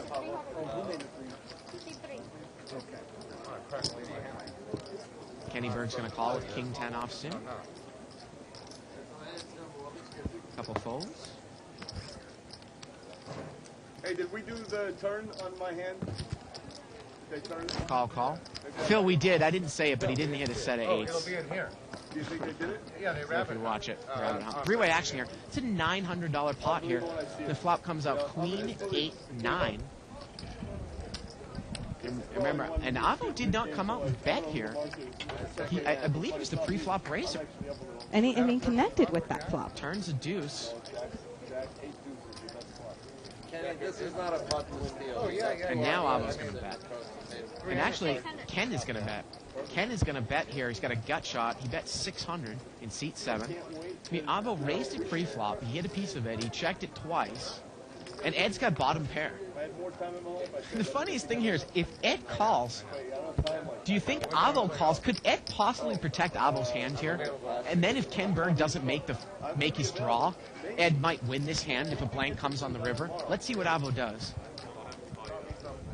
He's going to have to overcall here with third pair. He has the best hand right He now. does have the best hand. No, he's going to make the call here. And actually, you know what? Looks like he's going to check raise. He doesn't call, he check raises. So he's check raised 2 people here with third pair. I guess he just doesn't buy it here from Ken Berg. He made it 1,200 more to go. And pretty much what Ed does is kind of irrelevant. Yeah. You just have to worry about what Ken's doing. Exactly. I just, you can put Ed on pocket 5s, pocket 4s, or a deuce here. Right. Kenny Berg folds. And now it's up to Ed, but Yeah. I don't know if he realizes it. Wake up, Ed. Looks like he's eating He's having a something. snack. There you go. He's going to fold. Nice move. And again, I don't necessarily know if Avo had in his head that he was going to check raise the turn there, but I think after he saw the action, He's like, my hand's good here, Yeah. and if it's not, I can pick this pot up. so Avo takes it down. Anything for you. And again, he had kind of a weak showing last week on the show. Oh, yeah. He lost a He lot did. of money. Yeah, he played really bad last week. Button's going to move over here to seat 1. Yosh, the host of the game. And I always have to give Yosh a lot of crap because he is one of the biggest culprits in not showing his cards in the window. Always. Always. And look at Jean-Robert Galland. My goodness, he's got a lot of chips over there. I'm getting too fat, and we're going to have to do something about it. Limped around here. Sitting on this poker table 8 hours a day. Again, $100 to $10 call. you can't lose 50 pounds in 4 months. $10? I don't need to lose. You hear that bet? Yeah. Only $10. $10, he can't lose 50 pounds in 4 months from Phil Luck. 6-way action here, limped around. Ace King 4 with a couple of spades. Larry's got Ace 9 here in seat 5. It looks to be the best hand. LA. Let's just said LA. And I think he's kind of put out a little bit of a bet. And Yosh here has called. He's got a gut shot wheel draw to the 3. He's made the call. Boy, Shirley, there's 2 spades out there. We talk about this a lot. You know, if the 3 of spades comes, does he know his hand's good? Ed's going to make the call here with king deuce. Wow. The river, the turn is a spade. It's a here. spade. So, I mean, where's Yosh's hand at now? Larry's got a red ace-9. It looks like he's going to lead. No, it gets checked around. And the river is a spade. Phil Locke is not in the hand. Ed's got the best hand with king Oh, deuce. Phil folded. Phil's out of there. Ed's got the best hand with a deuce of spades. It gets checked around. Didn't he just win another pot with a deuce? What is Larry doing there? Deuce He high never, flush he or never 3 bet high there flush? on the turn with the ace-9. I don't know. That spade slowed him down. Wow. You don't believe in it, don't have one. Absolutely some unbelievable play here that we're seeing tonight. Yo, is that what happened? No, he tried to say flush is good, but his horse. How do you guys get monsters like that on the river? It's nuts. Phil saying.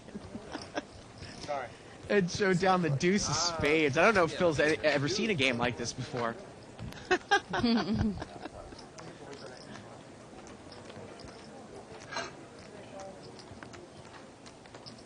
Button's going to move over here to seat 2. Pocket 9's here for Kenny Berg. He's going to limp in from seat 7. Bruce Parker's in there at the king 4 of diamonds in seat 9. Yoshi's going to come in. And Ed's going to be in there. Yoshi's got 9-5 offsuit, seat 1. And Abo's in there. We can't see his cards over there in seat 3. He's got a suited connector. We've got 6-way action. It's a $600 pot. Ace, king 8 with a couple of diamonds. Looks like Bruce Parker's got the nut flush draw and a pair in seat 9. Turn is a 5. 500. And now Ken's going to bet. 500. Got checked around on the flop. He bets 500. Doesn't look like anyone really has a big piece of this. Well, Avo has a pretty good draw here. He has a straight draw and a flush draw. Yeah, he's open-ended and he's got the heart draw. Right. And he's going to call. And Bruce has a pair and a flush draw, so he's good right now. So here we go to the river. The river's a jack, and this probably will go check, check. Yep, and there it is. Pair of kings is going to take it down.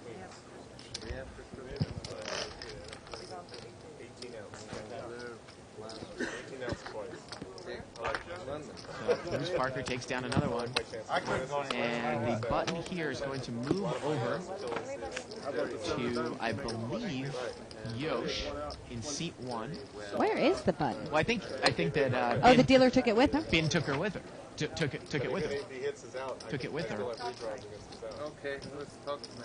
Unless that's the button over there in seat 3. Are we like? That looks like a small chip. Yeah, it does. Against your sevens, I had 18 ounce twice against you. Oh, He's playing with it. He Avo has had the it in his button. hand. I didn't want you to call, but So it's now in seat that I 3. think about it, I had 18 ounce twice against you, so I didn't want you to call. But you were in front. And Larry is in the big blind here in seat 5. Jean Robert under the gun here in seat 6. He's the big winner so far. I did show you.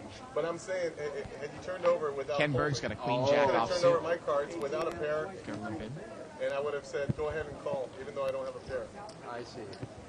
A lot of limping in this game, you would think. I mean, it's been pretty loose passive so far.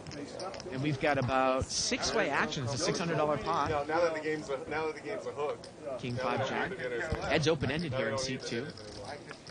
Looks like Kenny's got the best hand here in seat 7 with queen jack. It's going to get checked over to Yosh. He checks. I remember when you promised me 9 months ago. And Ed's going to bet with his draw. Wouldn't you? Yeah. That's 400. The first time I get here in 9 months, you know. Yosh will buy you dinner. And Ken looks like he's going to check call here with the queen jack. So the pot is about $1,400 as we go to the turn. Turns a deuce. Let's see if Ed takes the card. Behind Yep, him, yeah. he took the card. The river is an 8. Ed missed it. And look at that. Ed does not bluff. Ken trying to check there, maybe to induce a bluff. And Ken's going to take it down there with a pair of jacks. And Ed shows his hand this time. Right. He's gotten better about it.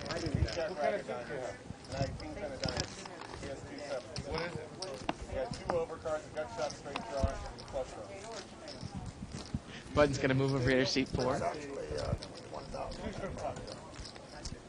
What's that? And big blind is going to be in Ken Burke's If hand. it's 14 ounce twice, I had 18 ounce twice. So if you had to give advice to some of the players here at the table, Shirley, improving their game, some of the whales, I mean, what would it be, say, to Ken Burke right away from what we've seen here every Wednesday? Well, I mean, I would say to, not to slow play all his big hands. I mean, basically, if he comes out and bets his hands, he doesn't have a monster. If he check calls you, it usually means he has a monster. So, I mean, you mix it up, or, you consistently bet or you consistently, check. But the way that he plays it, he's very easy to read. You mean when he checks, you got to be scared of him? When he check calls, yeah. Yeah. Not necessarily check, but check call. Ed is raised here. He's going to raise to 500 in seat 2. He's got ace-queen offsuit. Made it 500 to go. Yeah, that looks good. What are we drinking? And it looks, well, Phil Locke has got 7-9 of clubs here. It's a $500 raise. And he's going to make the call. So we're heads up here. Phil against Ed. This is the showdown that we wanted to see here all night. We were waiting for. Here we go. King, Jack, 6. Not a great flop there for either player. And Ed's going to continue to bet here. That's a nice strong bet. Yep. He bets at 1,000. 1,000. And Phil is out of Phil there. says, I can get in there. And Better again, time. Well, a lot of the play is taken out, Right. when Ed bets strong at you, because he's and not going to lay it if down. Ed's going to call you with king high or call you with second pair, wait for those opportunities. You don't need to get in there and try to outplay him when he's going to give you the chips, when you have the best of it.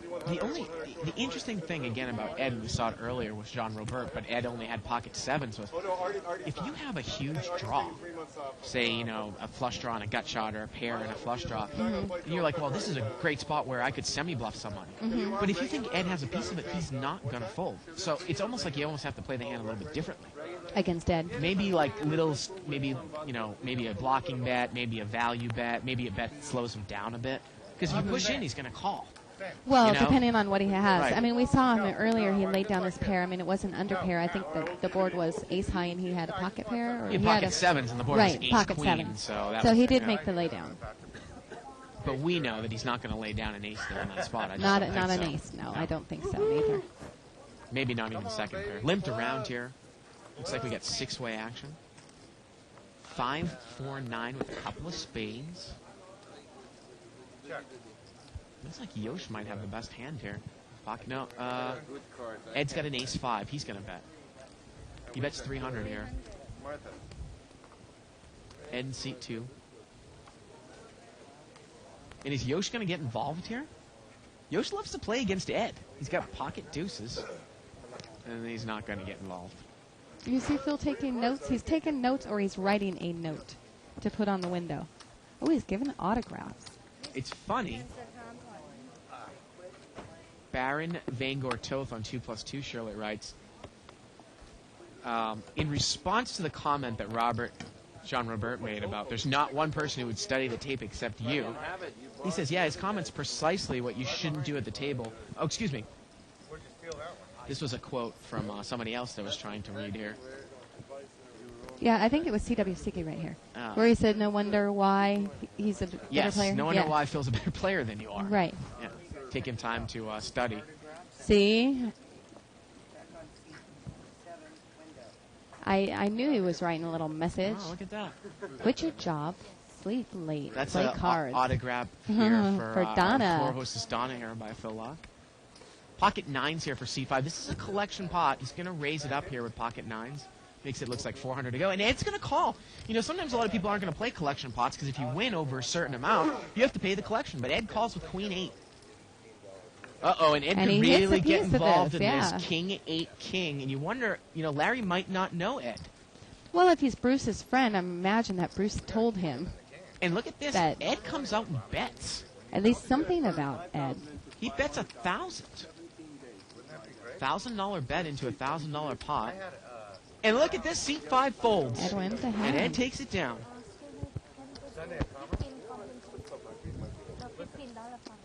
But Ed's going to have to pay the collection pot, I believe.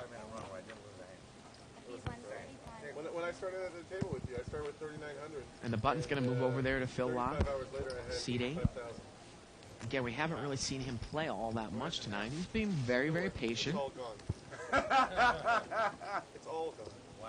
Again, if you enjoyed the show, tell your friends. It repeats on a 24-hour loop all the way up until tomorrow at 4 p.m. But you cannot manipulate the stream. If you're an archive subscriber, you can manipulate the stream. You can scroll through it, Go rewind, back and forth, fast yeah. forward, and such. Just kind of being a jerk. He was probably out of Got a limp here. Seat 5 with a Jack 10. Phil is going to continue to play pretty tight over there. And we are heads up. Yoshi against Larry. I think it's the big blind against a limper. King 10-5 here. It goes check, check. Turns a king. Yosh checks again. Oh, and Larry checks again. And the river's an ace. I don't think people should play. That's pretty I mean, passive people there. are, I know Phil Lock, I'm sure, is paying attention.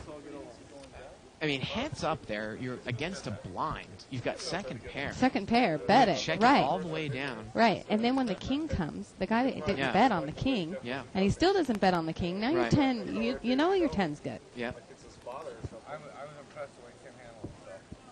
He just sat there and said nothing. Oh, he said something. He said, I'll slow roll you all I want. He didn't raise his voice. Well, we got an email here from FluffDog87. He says there's a thread going on over there at Full Contact Poker, so we say hi to everyone. Hello, all you Daniel Negreanu fans. That's, of course, Daniel Negreanu's site. Right. We'd love to have him come on the show one time.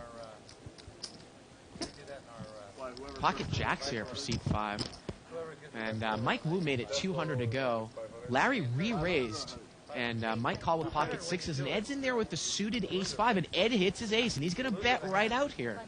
He's going to bet 1,000. And he's going to take it down again. Raised by Mike Wu. Re-raised by Larry. Ed calls. A re-raise. Out of position with ace-5. And he's rewarded.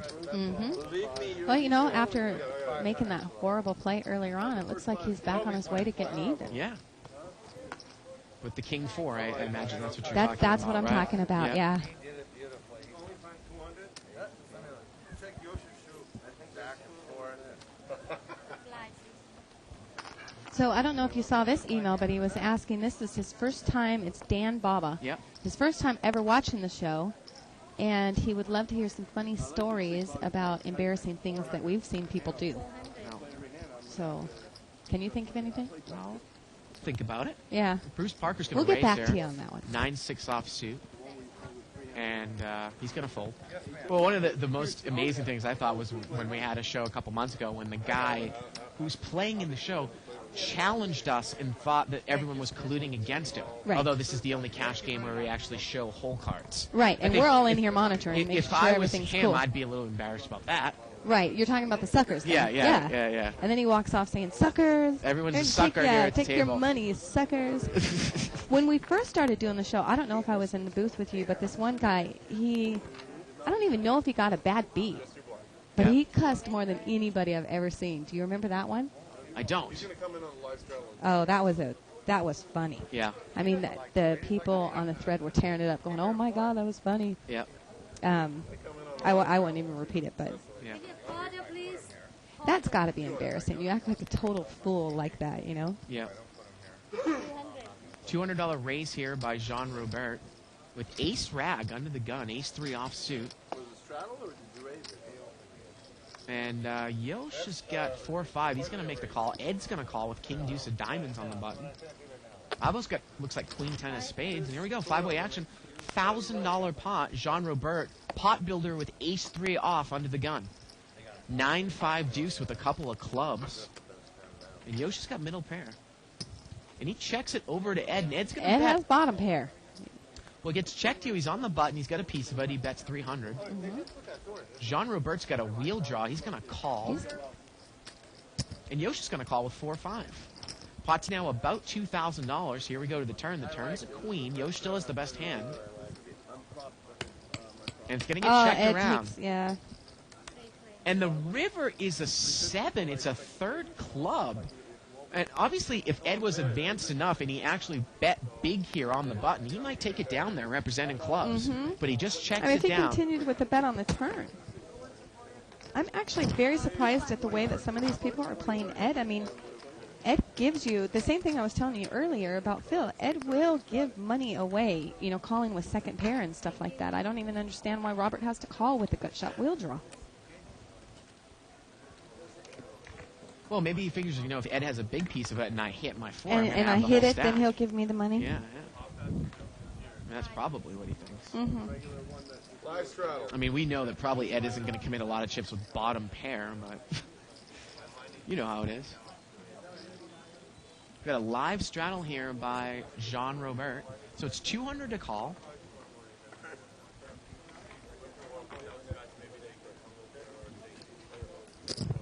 And we're going to see a raise here by Abo. He's got a suited ace on the button, ace-8 of hearts.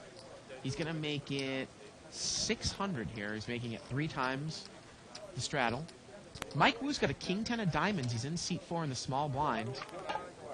And I think he's thinking about possibly re-raising here. Let's see. Yeah, there he is. He's going to re-raise with the king-10 of diamonds. Jean Robert's out of there. Let's see what Abo does here. Mike made it 1,200 more. And Abo's got a ace-8 suited. Mike's a pretty tight player. He's come right over the top here. Abo does have the best hand. I don't think so. And he's still thinking about if he wants to make this call here or not. She's won 2 bracelets. Still taking his sweet time with this one. I did see.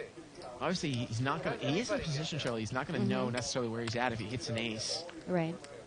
The only thing going for you here is you might actually make a call against Mike Wu because he's not necessarily going to fire twice. Is it a 7-card game? You know, if an ace comes out and he fires once and Abo calls, he's not the type of guy that might necessarily fire twice. The other thing you might have to take into consideration, though, is Mike Wu, he only has about 4,500 left. Right. So if you make this call, the pot's going to be about 3,000. You know, he just might move regardless of what comes here and take all the play out of it. I mean, even if he makes a $15 or $100 or $2,000 continuation bet on the flop, he's committed most of his chips now. So there's a lot of things going on here. So I asked him. So I said, ask Jennifer Tilly how useless she was improving. I can tell you how terrible. He's still thinking about it. Says, you know what? I've won 17 Pick a different opponent, Abo. To play to mix this one up again. Yeah. Until he's winner in this game, and he goes and manages to lose. How many I don't know if I've ever seen anybody take this long on a pre-flop. A pre-flop, yeah, it's really strange. Yeah. Nobody's ever had a bad night. And he's going to let it go. And he really didn't want to let that one go, it didn't look like. How am I supposed to have 18 win unless I play first 12 days straight? That was really smart. Wait, you got to consider the source here. This is the guy that showed the table and said, So he actually did have the best hand, but... So, I mean... I am, bro. But does that give you credibility? And here we go with the chip count. count. Well, Yoshi's got the table lead. There was 17,000.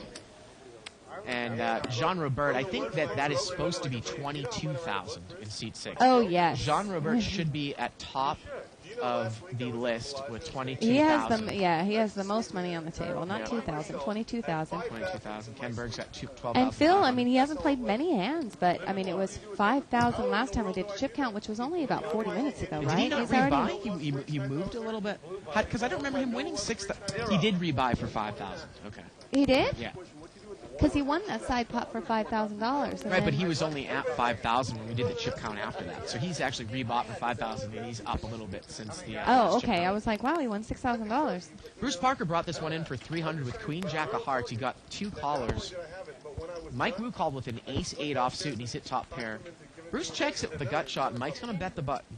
He's going to bet 700 into a $900 pot.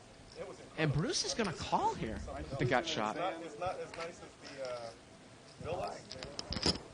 So we're heads up. Turns a 10. At the Bellagio. See how Bruce is going to play this one. He's going to check.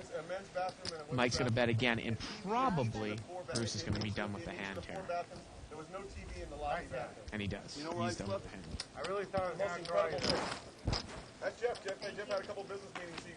Came up to the suite for that. Yoshi. It was kind of like your suite, but a little bit bigger. Jean Robert, boy, he's just yapping away over there, huh? Maybe this is Now, have you met Jean Robert before?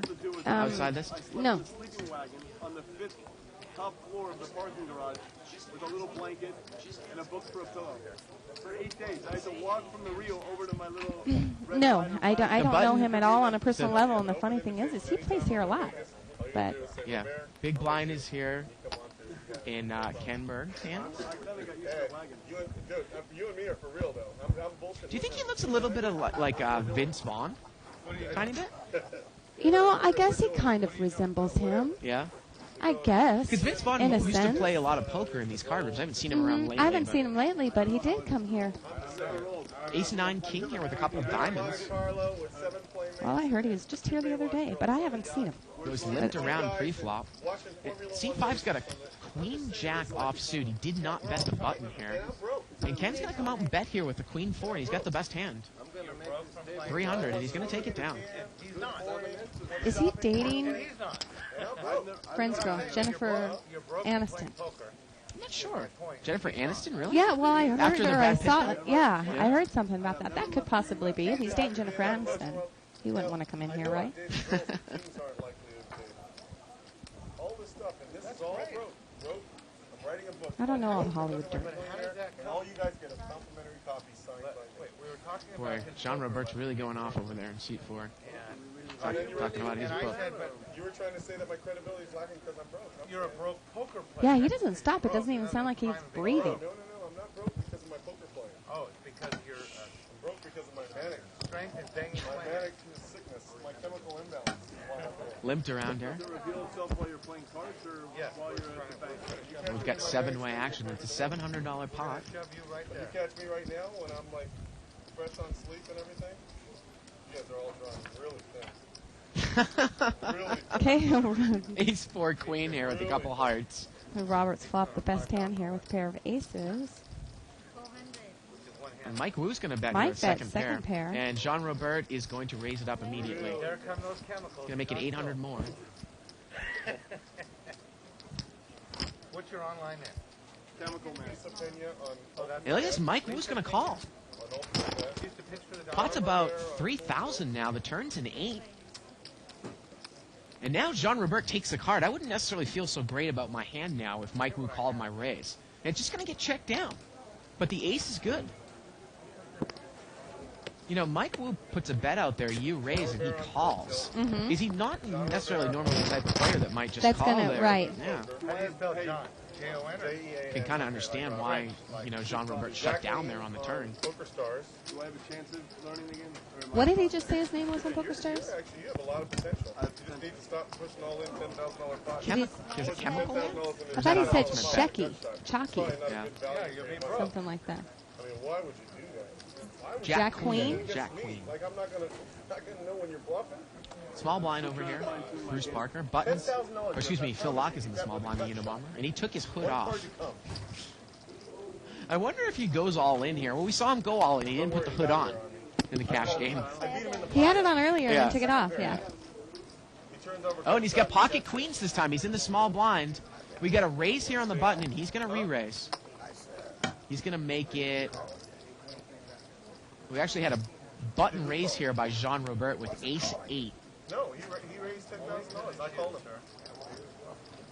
And actually, I'm getting word that it was a straddled pot. Call him gut shot, man. And now Phil has made it 1,500 to go out of the small blind. So everybody limped in. There's a lot of dead money. And look at this. Jean Robert's going to call. Maybe he thinks... And Phil, look at this. It's almost like he's putting on a face like he didn't like the call. And I think that Phil might have checked in the dark here. We got a $3,000 pot here. Oh, what a flop. King 7-3 with a couple of hearts. Phil checks. And Jean Robert's going to move all in. Crap. He's going to move all in here. Phil Locke's got about 11,000 behind, or about 10,000 now behind. So this pot is, in essence, a $13,000 pot. It's about a $10,000 call here for Phil Locke. He's facing one overcard. Can I see one card? He's asking, can I see one card? Jean Robert. And that's all he'll need, too. If he sees one card, he'll know that his hand's good or not. Jean Robert made the limp. He called Phil Lock's pre-flop raise out of the small blind. One overcard came to the board here. And it's a little suspicious. I mean, it's such an overbet of this pot. It's a $10,000 bet into a $3,000 right. pot. It's a $13,000 pot. $10,000 here for Phil Lock to call.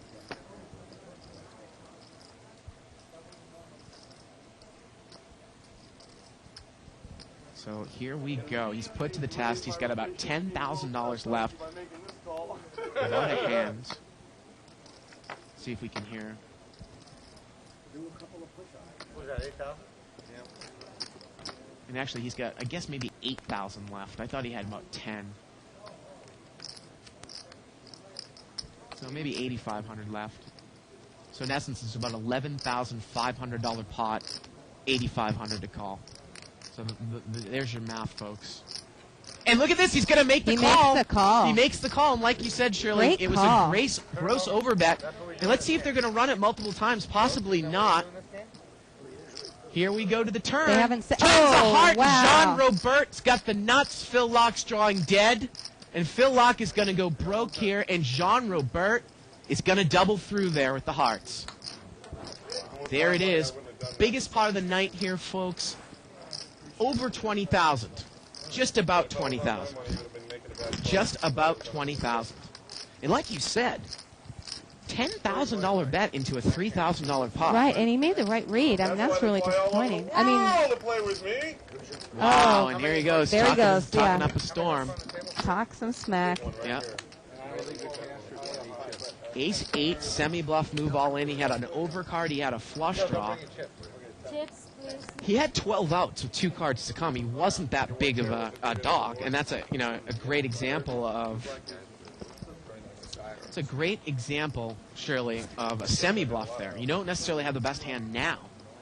Can I get him to fold? I have outs to win, and he wasn't a giant jog. I'd say Phil might have been about 56 or 55% there with 2 cards to come. What a great hand. Limped around here. 3-way action. Jack Deuce 8 here with a couple of spades. It's about a $300 pot. It's actually 4 people in the pot here. How would it look like? 400. More of a genius. Yosh is going to bet 400 here with the jack. So basically, you're saying the ends justify the means. Would have been better to fold. After the fact, as it turns out, you made a fantastic call. If you had pocket deuces, you didn't make such a fantastic call. And Bruce is going to call. He's got 2 pair. He just calls. Turns a jack. He's got the jack-high flush draw now. He checks. He's playing top and bottom slow. Yep. Yosh is going to bet here. Looks like 1,000. I would imagine he's going to put a raise in here. Well, he's looking over and seeing how much Yosh has. Oh, Yosh has a lot of chips. And he's going to raise here now. He is going to raise. 2,000. He's going to make it 2,000. And I just... Is that 2,000 straight or 2,000 more? 2,000 straight, okay. Yeah, so it's a mini raise. He made it 1,000 more, and I don't think that 1,000 more. Yosh can obviously make Nope. that call without a spade in his hand. Especially against these guys that, these are the guys that are the recreational players that aren't going to show a lot of strength and aren't going to bluff like some of the pros. And Bruce Parker there takes it down. Boy, what a hand there by Phil. I hope he's not too bummed out. He's still doing an interview at the end of the night because he's down about 10 grand. He's rebuying 10,000 now, He's buying right? 10 more, yeah. He's down about But I mean, 10,000. he's played. Well, he was ahead he's both times he put all his played- chips yeah. in. Basically, he's played flawlessly. Yeah, well, I'm not, yeah. Close to. How's that? again, it's always fun that we get into these conversations about was it the right call, because poker is obviously subjective, not objective. Right. Well, I mean, some people will think it's the right call. Some people will not think it's the right call. Does it So, mean it's necessarily the right call because he was ahead? Does that absolutely? And that's why. And there's no right answer to that. I'm just saying, is it the right call just because he was ahead? Well, I mean, if he's the favorite at that time and he makes the call, I think it's the right call. You know, I mean, not just because you're ahead. Like earlier today, I was in a hand where I had the made straight, but I was up against a flush draw and a set. I was actually an underdog, and I made the laydown. Wow. I have the made hand, but Look at this. Phil raised pre-flop with King 9. King 9 suited. And he in did not bet position. on the flop. He's checked top pair. I've seen him do this a couple times tonight. I don't think he bet the flop. My fault. Can I bet still? And now Bruce with Queen Jack, he's not going to bet on the button, and Yosh is open-ended here. The turn's a 7. And Phil checked it again. He checked top pair again. Bruce is going to bet here, 300. Yosh calls, and Phil calls. Pot is now about $1,600. Here we go to the river. The river's a 3. Phil's hand is good. And he's going to put a bet out here. He bets $100 here. So there's a little stop bet there for you. Yeah, I would say that's a little. Yeah. And but I think it's basically the same thing as I was talking about earlier. He's not necessarily looking to hit top pair right there. I guess he's looking. No, he's looking to hit a pair and a flush draw. I mean, sometimes we would get on someone and say, "Well, I'll tell you, I'm surprised that he didn't bet there on the flop." Mm-hmm. And I'd like to, and I will ask him about that actually after the show. Mm-hmm. But I mean, maybe he was trying to make a raise to buy the button. Bruce Parker called behind him, and he doesn't want to get too involved in the hand with the weak holding. When you're playing the speculative hands, you're looking at flop monsters or monster draws. Yeah. So. Yosh is here on the button. Seat Should 1. be bareback. Bareback cowboy.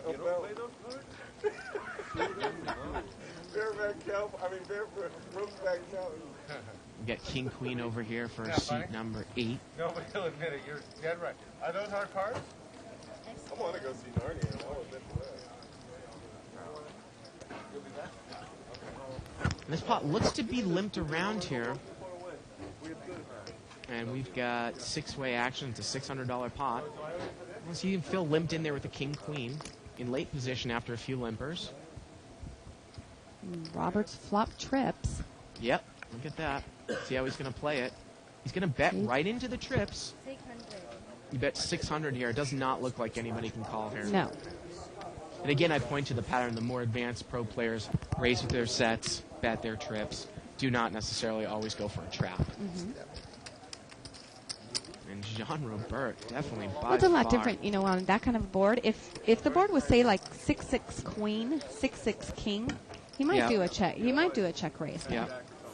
But on a board where there's, 2 diamonds, a straight to combination, you figure that on a board of 6-6 king or a 6-6 queen with that many people in the pot, somebody's going to have a queen or a king and probably bet the flop. Right.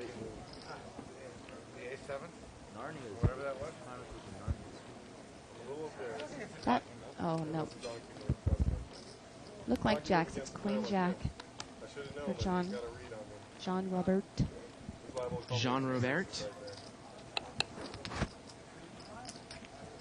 And here we go. We're limped around again. 5-way action. It's a $500 pot. King 4 king here. Nobody has a king. We got pocket 6s over there for Mike Wu. He's going to put a bet in here. 300. And he has got a pair over the 4, and it looks like his hand is good. Tonight or in general? And Avo's going to call with ace 4 here. Turns at 10. Let's see if Mike Wu shuts down here. Big time.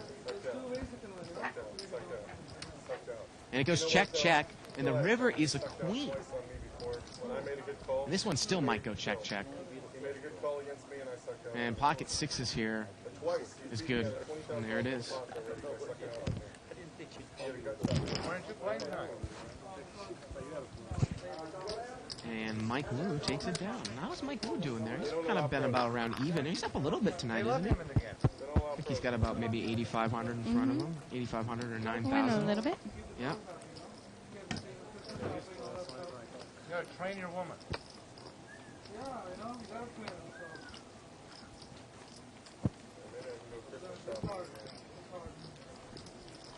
Button's going to move over there to seat 3.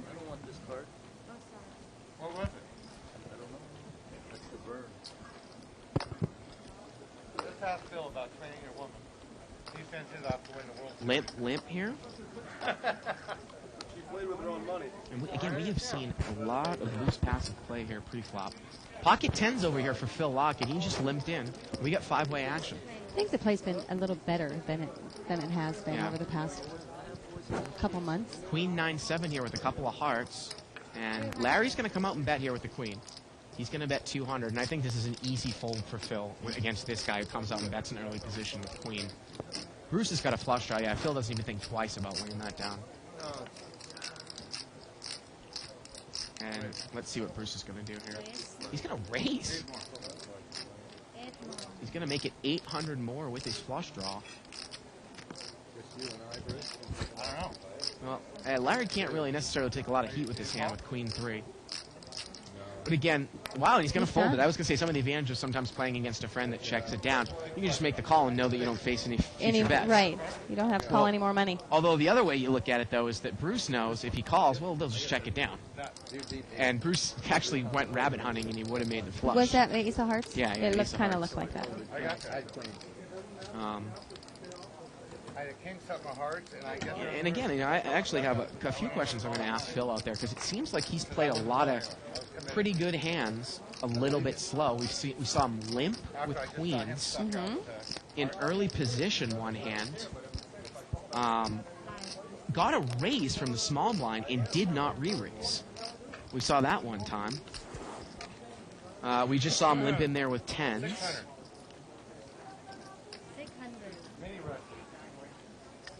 We got a raise here to 600.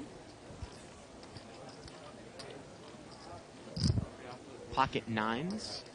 And Mike Wu's going to call here with ace 4 clubs. Good luck, sir. And here we go to the flop. 7-5-4 here. A couple of diamonds. Just me and you? I check. And look at this They check, said check. just me and you? A Yeah. check. And look at this trip forwards here for Mike Wu. And now Bruce Parker played the overpair slow, and now he's going to bet right into Mike Wu's trips. He bets 800. Mike took the card. And you imagine that Wu's going to raise here a little bit here.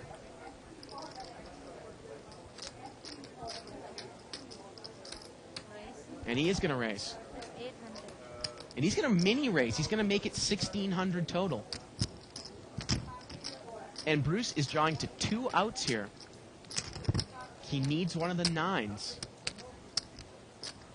Bruce checked the overpair. Mike checked the flop. And Mike Wu spiked trips here on the turn.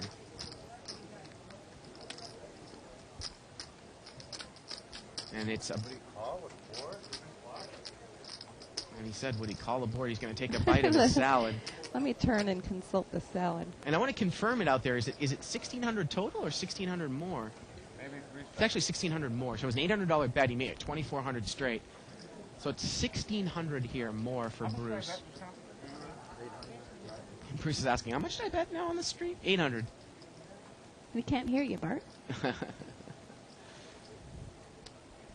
And the pot is about 3,000. And it's 1,600 to call. And it looks like, well, he's still looking here. Giving him the good old stare. Both guys are about at least 7,000 deep here. It's not like you to put a move on me. And that's true. I was actually just about to say that. Mm-hmm. But he's going to fold. Yep. And there it is. Mike Wu takes it down. Rabbit Camp shows a 3. No help, obviously. No, but it would have hurt some action. Possibly with straights and Yeah. stuff. Yeah. Well, actually, he didn't even get the action from Bruce on this street. on the turn, so Yeah. I guess it really didn't hurt anything. Yeah. Again, it's always interesting to watch these guys play. Because a lot of people there, if it got checked to them, you make a smooth call on the button with ace 4 clubs, the flop comes out rags, and you have a pair, and a guy checks you, a lot of people are going to bet there. in Right. That spot. But Wu actually checked right behind him. Right. And picked up trips there on the turn. You got to think that Bruce Parker was intending to check raise the flop. You think? I don't know the way that he said, the way they kind of like, oh, just 2 of us, okay, I check. Well, limped around here. I don't know if I want to win this pot or not. Wait, can we chop chops? Is this collection pot? We can't, right? You gotta take the flop. We can, right? We can chop this as a collection pot. Yes, we're chopping it. Huh? Did they still have to stay? And they are going to chop this one up. And I usually don't chop, but I just was making a deal because of the collection pot. And it looks like we get some more comments coming in here about the hand, about yeah. the hand. Yeah. I think that's where I saw a tough break for Phil, another 60-40, Yep. stuck out, Yep. tough call. And, Jean Robert made a gutsy move there with his nut draw. and his ace. And, of course, again, the purpose of that is that he obviously has 12 outs. Right, he has out. So Yeah. he's either getting Phil to fold, and if he doesn't fold, or try to get Phil to fold, and And if he re- and doesn't, he has outs. So And remember the pre-flop. Remember the pre-flop action. If he puts Phil on jacks or queens, it's a tough call for him to make there with the king. See what you had, really. See where I was at.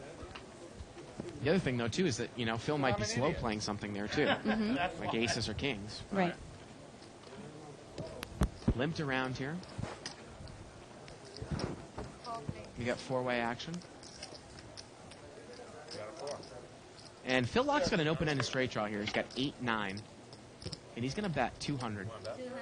Flop comes out 7-6 jack with a couple of spades. Avo's got ace jack. Let's see how he's going to play this. He's going to raise it up. He's going to make it 700 to go. Let's see how Phil is going to, if he's going to get involved here with his draw out of position. And he is. He's going to call. He calls. Pot's now about $1,500. Turn is a 4. That's not going to help Phil. And did Avo check the turn? I mean, Phil checked. I don't know if Oh, he's okay. active. He has not. It looked like he was wiggling his finger, and I couldn't believe that he would check the turn there. Again, the pot's about $1,500 here. See how much Avo's going to bet. Wow, he did check the turn. Wow. Holy smokes. And the river here is a 9, and Phil's hit a pair. And is Avo induced a bluff? No, Phil's going to check again here. He's going to check again. And now the action's back over to Avo. Phil hit a pair, so he checked now on the river. He doesn't need to bet. And we can see that maybe if Avo put a value bet in, he would still get a call here. Possibly.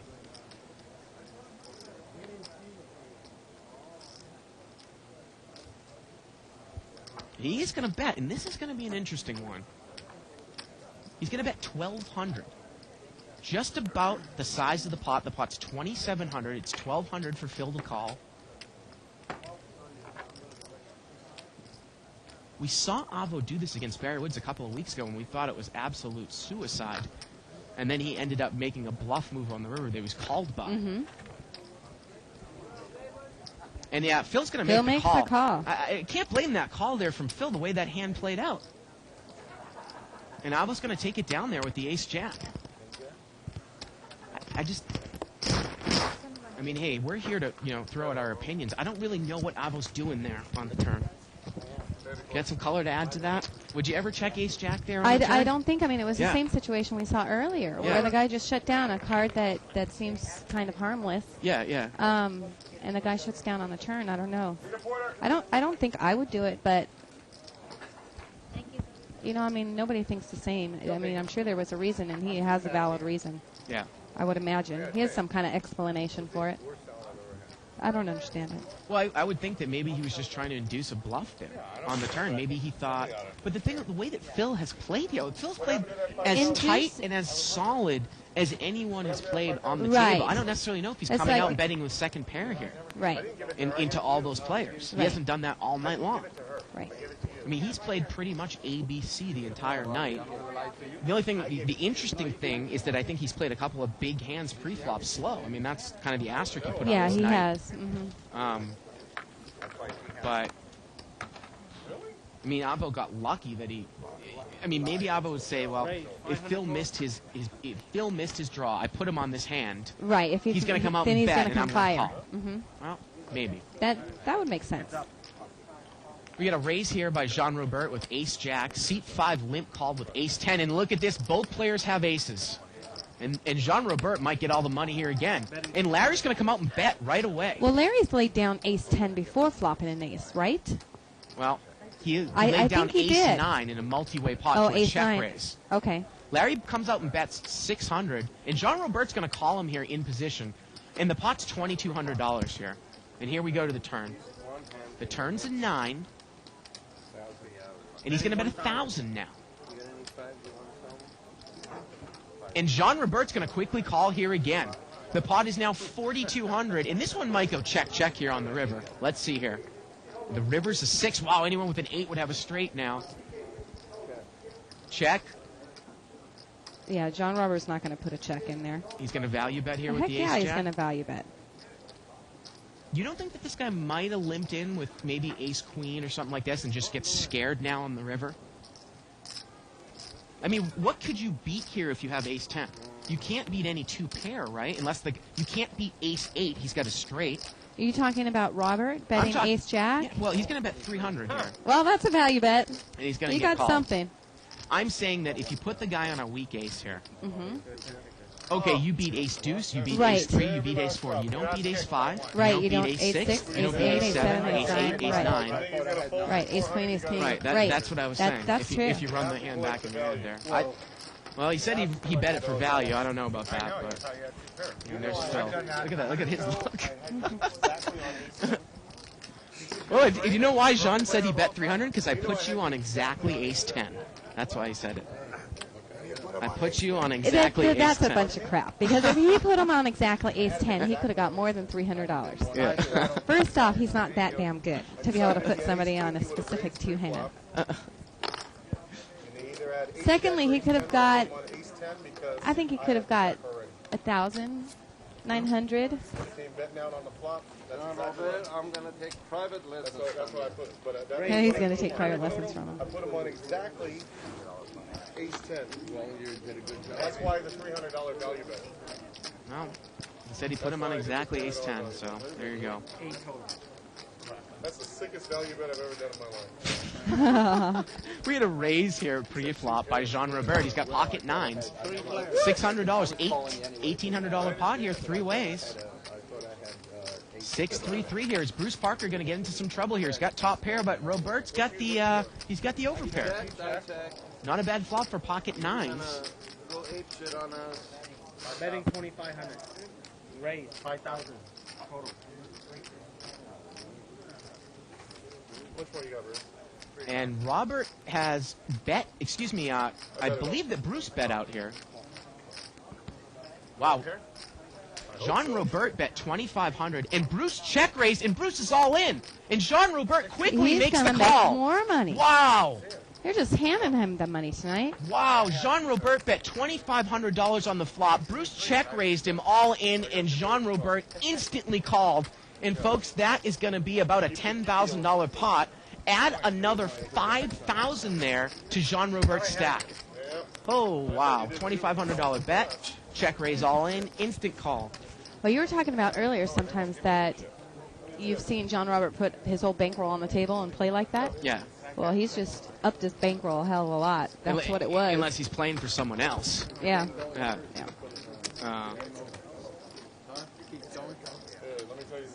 Wow, look at that. We'll get an updated chip. We got 1, 2, 3, 4, 5, 6, 7, 8, 9 times 2. At least 23 stacks of white there. I mean, that is unbelievable stuff. But the funny thing is that last time, when Jean Robert made a killing on this game, he actually lost most of it after the end of the night. I mean, your stack is always vulnerable here. Mm-hmm. Obviously, it's no limit. So last time he ended up losing? Yeah. Wow. He did.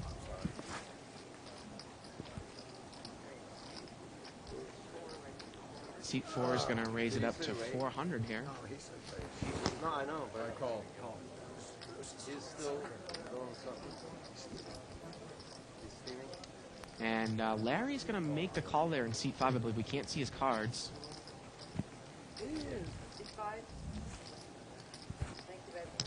He's got an ace 7 here, and he's got ace rag, and he's dominated once again here, Shirley.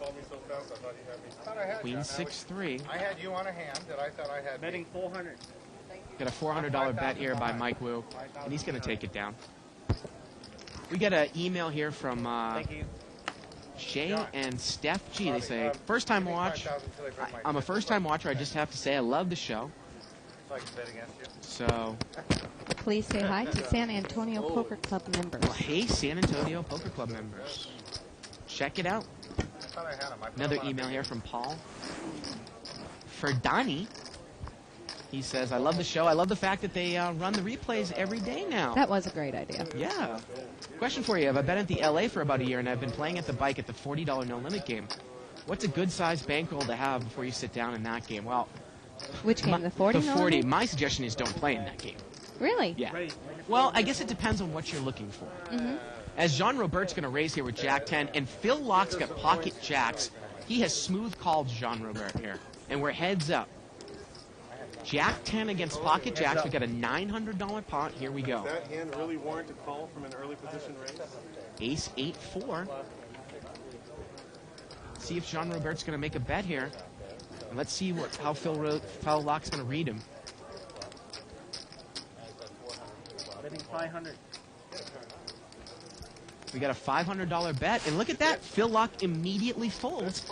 And once again, Shirley, we have seen Phil really play some big hand slow pre-flop. Yes, pre-flop. And he did not get involved there when the mega scare card came out on the flop there with the ace. He immediately folded. You and I are going on a trip together, though. Let's do it. You tell me where and when. Any day. We can go to Prague. We don't even have to play poker. We can just go now. I'd love to go to Costa Rica. And I think that Jean Robert's propositioning it. Saying what? He wants to go on a I vacation. heard with him. something about Costa Rica, but what is? And is Ed Shanazarin playing in this game? Because he's been playing awful tight. Not like we know how. Yeah. So right there, it's like an hour trip back and forth. Spend a couple days there. I'll go crazy. When is the Aruba tournament? No, it's the Bahamas. And in Atlantis. It's on. Jean Robert is going to straddle One here. at the end of January and one at the beginning of January. One's for Poker Stars. What's happening? I'm paying you back. Live straddle. Oh, why didn't you just ever give it to me? I think we're going to have to see a live straddle. I have 10 more coming. How much is that? This is 2. And they're all limping. Everybody limped around. It's like 4 players. But there's a straddle, so it's going to be an $800 pot because it's $200 to call. Well, Jean I'm Robert's going to have the surprised option. Ed didn't put in a raise there with ace 10. It's a pretty strong hand for him. It is. And are we 3 ways here? Looks like 3 now. I don't know. Somebody dropped out. Something happened, yeah. King, Queen, 5 here. Check all around. The turn's a 7. Now Jean Robert's got a pair. Let's see if he puts a bet out. There's a small weak bet. Well, Bruce is going to call because he has a queen. He's going to Right. call the $200 bet. And look at this. Ed Ed's in says there with the okay. gut shot. Gut shot is over. And here we go to the river, and the river's a queen. Bruce has got trip queens. Jean Robert checks. It's a 3rd diamond, and Bruce is going to bet.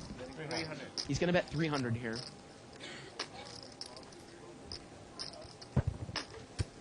Ed's done? Let's see what Jean Robert is going to do here. It's a $300 I would imagine bet. he's probably calling. Yep.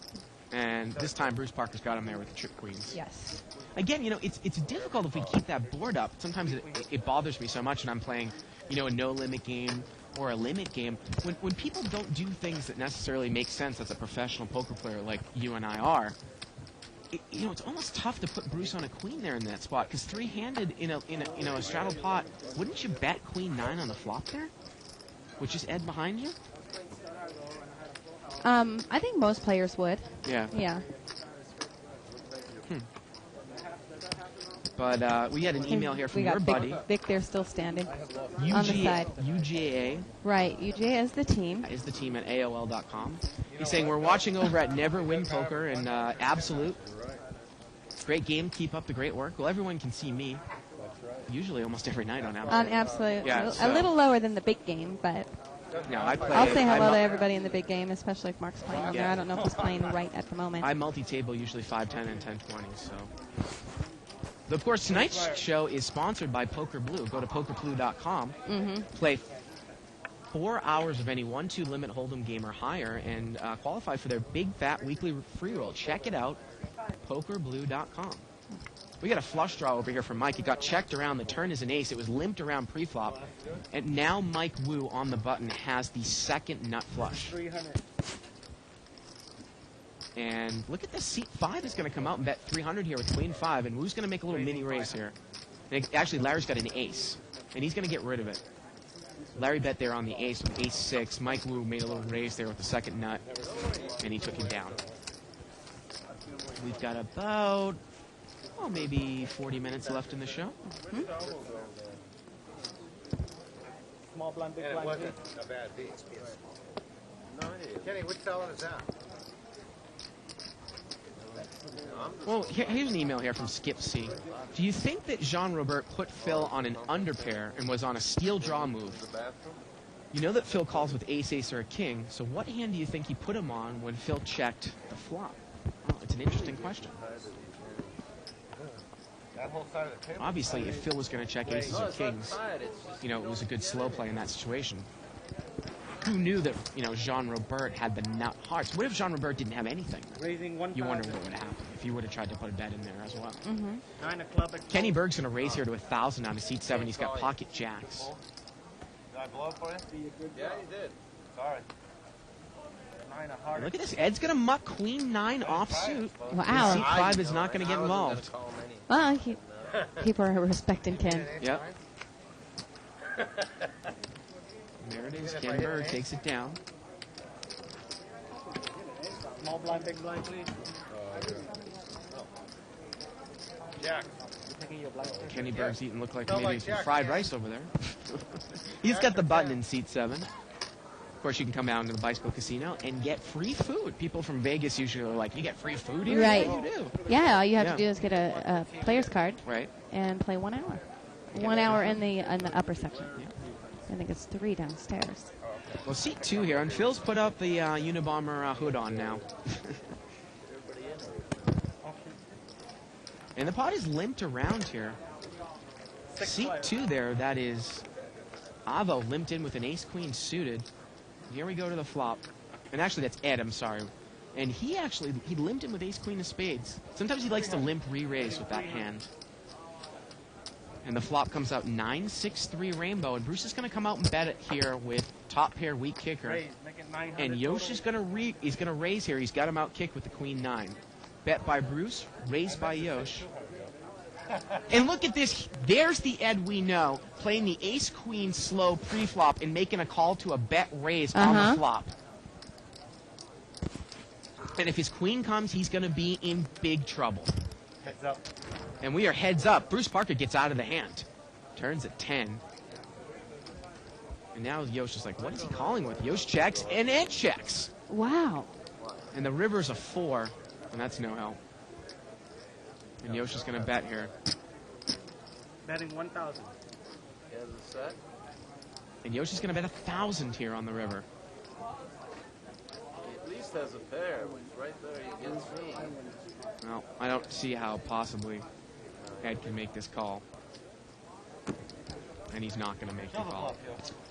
Why would Yosh check there on the turn?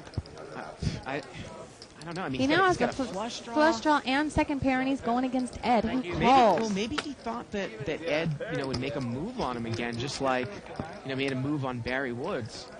I mean, you could never put the guy in ace-queen of spades in that spot. It's like, No, and you can't. that is You one of the can't major- expect that he's going to make a move. Well, Neither. it's one of the major leaks in Ed's game. Sometimes he'll play an ace-king or an ace-queen or a big hand pre-flop slow. Sometimes it doesn't even take that far. Sometimes he'll call with ace 7 if Right. he has one overcard. He only Right. has the ace as an overcard. Well, again, he's doing this, he's doing this for fun. He wants to gamble. I got to imagine that he was limping with the intention of re-raising with that hand. Now, Avo limped in here with ace-queen offsuit, and we got a raise by seat 4. Mike Wu, he's going to make it 300 to go. He's got pocket 4s. And actually, it's Ed with ace-queen. I said Avo, and Ed's pulled the limp re-raise with ace-queen. People might say, he wouldn't limp re-raise with ace-queen. Well, let's look what he just did here. Yeah. He's made it 1,700 more.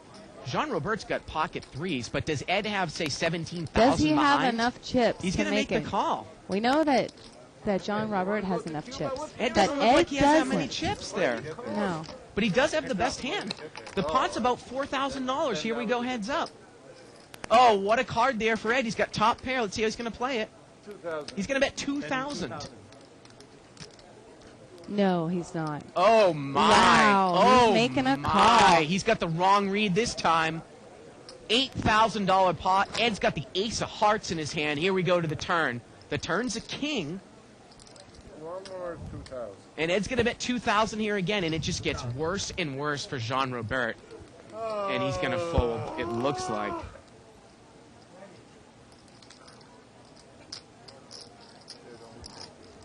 Don't worry about the trip to Cuba. I'll pay for it. And he folds, and the river was a 9. Obviously, no help there. Ed sold seat 6. Don't worry about the trip to Cuba. I'll pay for it. Yeah. Check it. 4 6 of clubs, really? Unreal. Well, we got a comment here from What'd you have that hand? Ano. Would you have that hand? Onanimo. He says that Jean-Robert Balland has really broken Phil's spirit. If Phil has any friends there, you should tell him just pick up his chips and go home. He's not going to win any money today playing pocket jacks against a loose aggressive player like that. And I have to say, look at Jean-Robert Balland. yeah. Is that right? That's got to be right. 46,000? Holy smokes. That is unbelievable. Wow. We can see the rest of it where everyone else is at there. Yosh with 18,000, second place. Well, here we go to the flop here. Jack 7-5, all spades. It was limped around pre-flop. And it got checked around. Turn is an 8. And now, see, Jean-Robert's got Jack 8. Yosh didn't bet out on the King Jack. I think he was in position on the flop. Betting 700. And now Jean-Robert's going to bet 700. He's got 2 pair. Actually, Yosh was out of position. But he didn't fire on the turn. And it gets checked to Jean-Robert. He's got 2 pair. He bets 700 here. Phil's got a pair and an open-ended straight draw. And he's not going to get involved. Bruce doesn't get involved. Ed's got, his 3rd pair here now. And he's drawing dead to Jean-Robert, right? With the 7-10. Well, he can catch trip 7s. And he's going to make the call. He's going to make the call.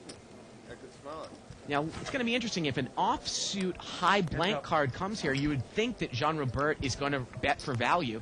Oh, but it's a 6 of spades. Wow. Can Ed put in a we bet know here? That's probably not going to happen. No, and I don't think he has that many chips to make a bluff here. That's a perfect scare card. I mean, a 9, a 4, a spade. Absolutely. Would be. I mean, look how 2 pair just went. But he doesn't have nearly enough chips. And Ed checks. And yeah, Jean-Robert's going to check right behind him. He's going to take it down there with the Jack 8. This guy is on an incredible rush here tonight. This is incredible. Well, earlier on, we got involved in this hand. I never really finished discussing this hand, and probably people think I'm out of my mind. Earlier on, I said that I had a straight. I had flopped a straight in a game and laid it down because I knew I wasn't the favorite. Right. What it was I had flopped a straight. The board had 3 clubs on it. I bet. The guy calls. Another guy moves in. Another guy moves in. And I'm just thinking, I know my hand right as of now is the best hand, but it's not really the best hand because I know I'm not the favorite. Either Actually, I really didn't even know if I had the best hand, but because someone could have had the clubs. But I laid the hand down, and I was right. The one guy had the set, one guy had the club, and it came club, and I would have got my butt kicked by both of them. So. Fold here. Looks like Jean-Robert is in the big blind. Or, excuse me, the button is at Yosh, and we had a couple limpers there. Abo is in the big blind. We got 4-way action. King 6 here, 4 ways. And no one has a pair here. Looks like Larry's ace-jack is good, and it's going to get checked around. Turns a 3, and Jean-Robert picks up a pair. Ed's open-ended. Now, if Ed was more advanced, he could most likely check raise and take it down here with a draw. Ed's going to call. You almost got to put Ed on a straight draw or a flush draw now, right?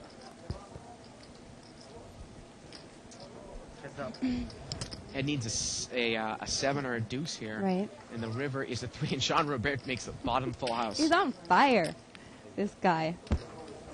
And Ed just Ed's just like, I give up. Here. Ed open folds Take there it. on the river. That's always nice. Yeah. And Jean-Robert, my All I had was 3 goodness. kings. This is absolutely amazing stuff. I'm going to see if I can ask kind of our statisticians out there, what did Jean-Robert start with? And we'll get that information to you in a second. Well, I mean, we know they all started with 5, but the question is, has he rebought? Right? Right. But I'm saying, what did he start the show with? I want to start the show with. Yeah. Our statistician / director / technical advisor / card inputter. She'll figure it out. Yeah. I understand, but he's got 16,000 on the table now. He can do that. Yeah. Flip here. He just rebought. 5, 5, 10, 20. Okay. Yeah. All right. Talking about the I may put another 50 out here. rebuy structures here. Limp here. I like you and your small chips. I don't like you being able to push it around. And we're going to see a flop here 5 ways. It's a $500 pot. Here we go in the flop. King 10-8 with a couple of hearts. Okay. And I want to go so far as to say is that we just got confirmation that Jean Robert did not reboot. Right. And I think that he started the show like around 4,000. I think he's up 40,000 for the show. 4,000. You have to buy in for 5. But he started the show off at 4,000. Oh, the show. I'm sorry. Yeah. I'm sorry. Got checked around on the flop. Right. They started a lot earlier than we Right, did. They had right. started at 4:30. Turns a king. Betting 500. And, boy, Yosh checked that flop. You know, again, I'm kind of amazed sometimes what these guys are doing. Look at Jean Robert calls. And Phil Locke, he's going to raise. He's going to make a move. His first of the night here, Shirley. He's got a gut shot. He's going to make a move. Everybody checked the flop. He checked the turn. Yosh bet. Jean Robert called. And Phil's going to check raise to 1,500 here. First move of the night. And I think that this is probably a well-timed move. I think so too. Let's see. I'm just surprised that Yosh didn't bet the flop in position there. I'm surprised that Yosh is actually thinking this long because we know that he makes some laydowns. Well, maybe he's thinking it back in his head. I don't think that Phil would not show strength with a king this late in the hand. Would he check a king twice here? But he gets away from it. With 2 hearts out there? And Jean Robert has the best hand right now. And this is going to be amazing if he calls. It Just doesn't see look the like he's river calling. play. He's re-raising. Wow, he's going to re-raise here. He's coming and he is slapping Phil Locke down. Putting a sledgehammer down on him. All night it's been like this. He's re-raising with a pair of 8s. Wow. Phil Locke check raised to 1,500 there on the turn, and Jean Robert is going to come back over the top for 2,000.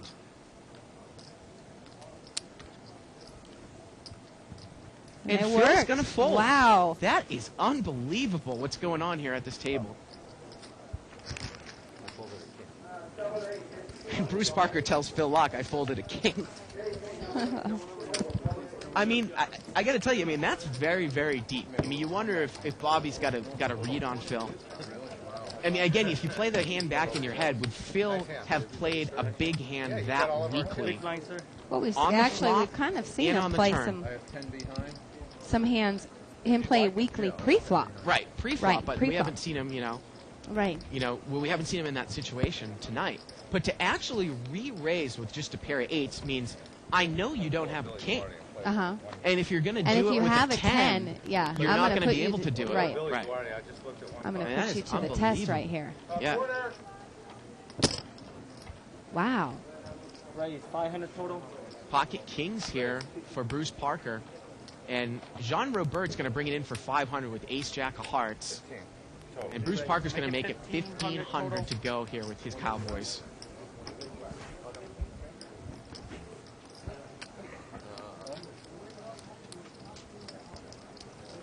And Phil Locke does not look like he's having a good time out there. And actually, that is Ken Berg there with the ace-jack. And not Phil's Jean trying to Robert. figure out what's going on. Oh, this smells really funky, dude. Something just ain't right. Which pot? That last hand. Something ain't right, dude. That's funky, dude. You may want to review that one. You get another $5. Wow, and Jean Robert's giving him a little prodding here, Shirley. Get that one too. It's $15. Total $15. Here we go to the flop here, and there's the ace for Ken. Accept that again. Let's see how Bruce Parker plays this one. Well, they checked. Turns a jack, and now Ken's got 2 pair. And they checked again. They're just going to check it down. Yeah, I think that they don't play against each other, and Ken Berg fills up here on the river. That's totally unnecessary. Yeah. The first ace was good. Yep. He just jack. Wow. That flop came out on that hand, King, King, 8, right? And then the turn was a 10? Or was it? No, it was King 10. Right, King it was 10, king. King. King 10, 8. 8. The turn was a king. Right. And the turn was a king. Thank you, Ken. I lost the minimum. And Yosh bet. And then Jean Robert called. Exactly. And Phil Locke raised with a gut shot with Queen 9. And Robert came back over the top with just an 8. Right. Lifetime, we're almost even. But I won a monster pot the other day with the same hand, the same read. Button moves over here to seat 4. Ed got me good, though. Oh, come Keep us on you, buddy. Keep us on you. Look at your stacks and Keep us on mine. you. Like the poor guy. Yeah, but you got me good. Bruce Parker's got 10-3 of diamonds, and he's going to limp in.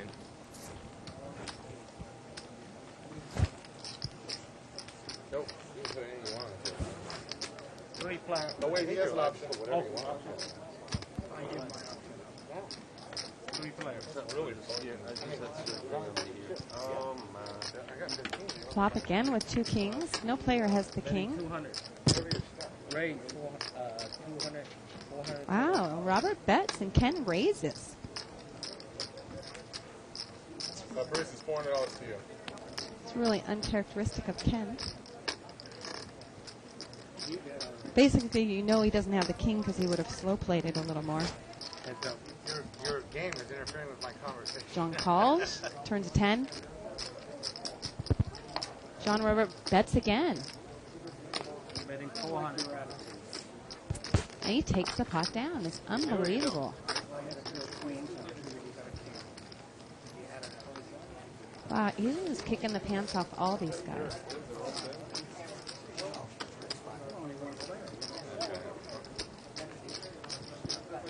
Give me an apple. How many chips does he have?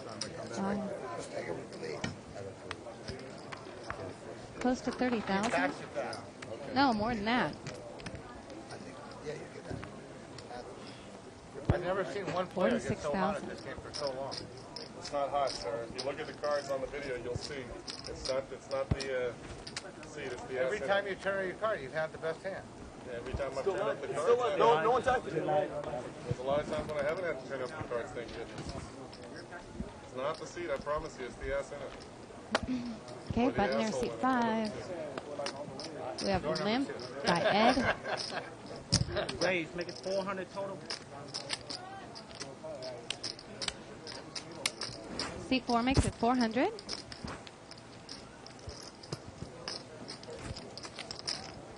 Heads up. So here we go. We're heads up. Queen 3 ace here. Diamond. And Mike Wu's going to bet here. He's got a gut shot. And he's going to take it down. Like I said, Shirley, I mean, for those of you that are really familiar with this show, Ed Shanazarian has been remarkably quiet. We've only really seen him be out of line one time. One time earlier on in the show. Well, but actually, the he king was four so out of line on and that the- hand. And the ace queen, though, too, which was just, I think, Oh, kind of a right, massage. right, Yeah. right. Is That Unabomber king four was around the bad. corner? Okay. How's it going, George?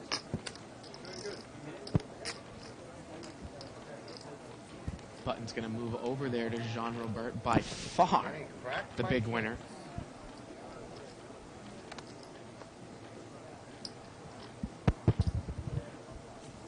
And after this hand here, I'm getting words that we got Barry Woods on the side, and Dave was going to do a little bit of an interview with him. Jean Right. Robert's going to Probably. raise it up here. Jack 8 of clubs on the button. Bruce Parker's going to call. He's got 9-6 offsuit. 3 more hundred to call. And Edson's got king 4 here. And he's going to make the call. So here we go. Jean Robert, he's got the betting lead. It's a $900 pot 3 ways. Ace Jack 7, he's got the best hand here. Should be able to bet here and take it down. There's a lot of sucking going on. Who's sucking on whom? And he's going to bet. Betting 600. He's going to bet 600.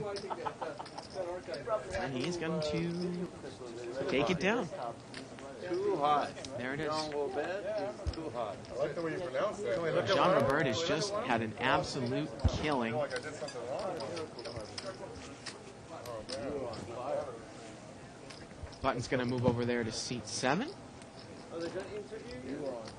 Of course. And I think that we're going to go over here to Dave Tuckman. Yeah, Take it away, there we Dave. go. Here we go with Barry Woods. You have talent. Casino with But you know you Live at the can't Bike win favorite like here, that. Barry Woods. How you doing, Barry? I'm doing great tonight. Yeah? I wish I was in this game. Doing So fine. why aren't you in the game? I won $60,000. Oh, because the host decided to ignore my text page and just put me on the board for first up. But with this crowd, it's You never think going to be. maybe they're scared of you?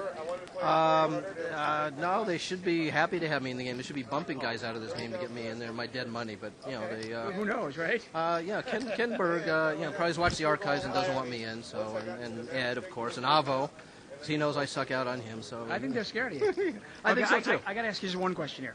You've got $10,000, okay? Yeah. You got to put it on one of the players. Who are you going to put it on? Who are you backing? Who am I backing? Who are you backing? You got to back one of these guys. Phil Locke and Yoshi Nakano are still in the game, but obviously not here. Who are you going to back? I'd back Ed. You back Ed? I'd back Ed. There we go, folks. Ed for president, okay? Back to you guys. Ed's the man. I love you too. Okay, thank you. That's funny. Ed's the man. We're going to get into the middle of a hand here. We got 9, 6, 7 on the flop.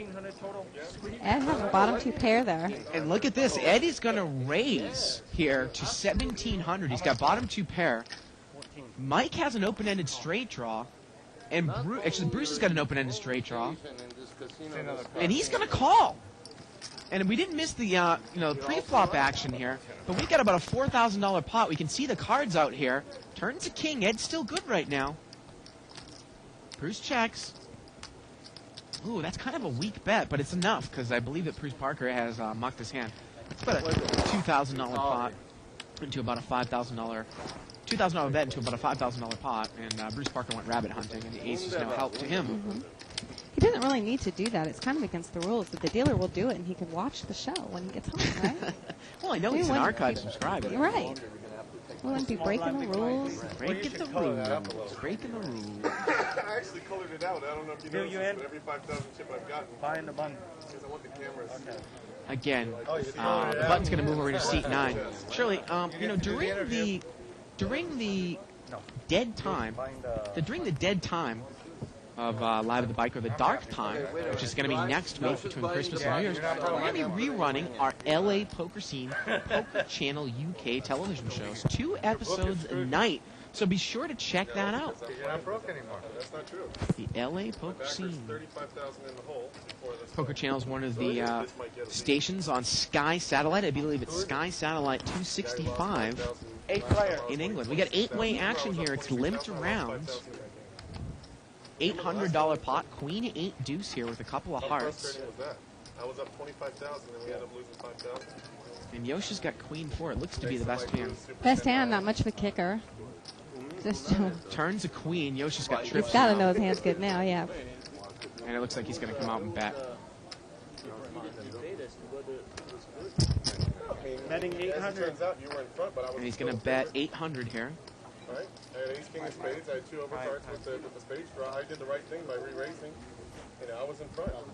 No, get old one. And looks like he's going to take it probably, down. yeah, probably does. Email here from Jeremy Simonson. He says, I really like the chips on your show, and I was wondering if the bike sells chip sets for home games. Well, I don't think so. Not for these types of chips. No, but you can buy a rack of dollar chips for $100. You can and also use them at home, a rack of hundreds. The funniest thing is if you like the chips that we use here, now you wouldn't be buying these chips, but we got quarter chips. The quarter chips here are actually well, kind you could if you have a lot of money. Right. Each one's $100. But the 50-cent chips, you could buy a rack of those. That's 100 right? chips. Would be $50. And we got $1 chips, two blue chips. Actually, I think that David did that for his home game one time at Christmas. Yeah. He did. And didn't he do it with you, or you did it with him? One time we had that side bet when we played that tournament, and we had a side bet of $100, and you paid him in like reds and peaches. Yeah, I paid him in stuff. 25-cent chips. Yeah. Yeah. Limped around here once again.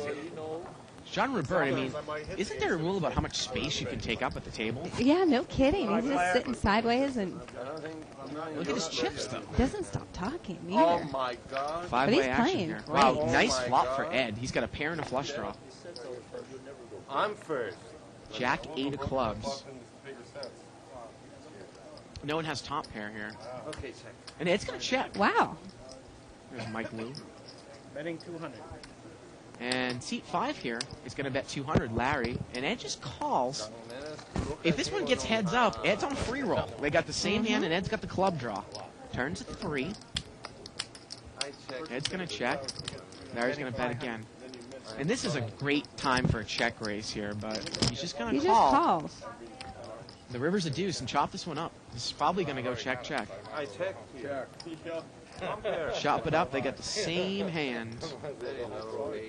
I got ace with a jack. I finally tied you. Larry's finally tied you. Bob, right? Ed, I'm sorry. On Wednesdays, I'm Bob. No, Thursdays, I'm Bob. It's possible that Ed was the favorite. Yeah, Jean Robert says, is it possible that Ed was the favorite? Yeah, just I a think little so. bit, Jean Robert, just a little bit. Even more pleasure to tie with you. I love it. You got a great hand on this one. Button's going to move over here to seat 2. How is? And we've got about 20 minutes left in the show. It's been pretty eventful. Flush with it. And,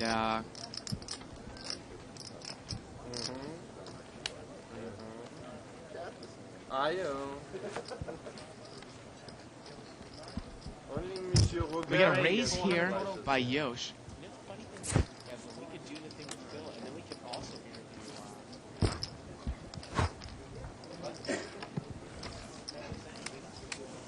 We got a raise here, and Yosh is going to take it. Is it Yosh there that took him down? Well, while we're in between this hand, I got a question here about the hand where I flopped the straight, and this is from Steve Clark. Yeah. And talks about the Queen Jack is 41% favored against 35 for the set and 22 for the flush draw. I had the nut straight, but I had only bet $20, and these players moved in for $140.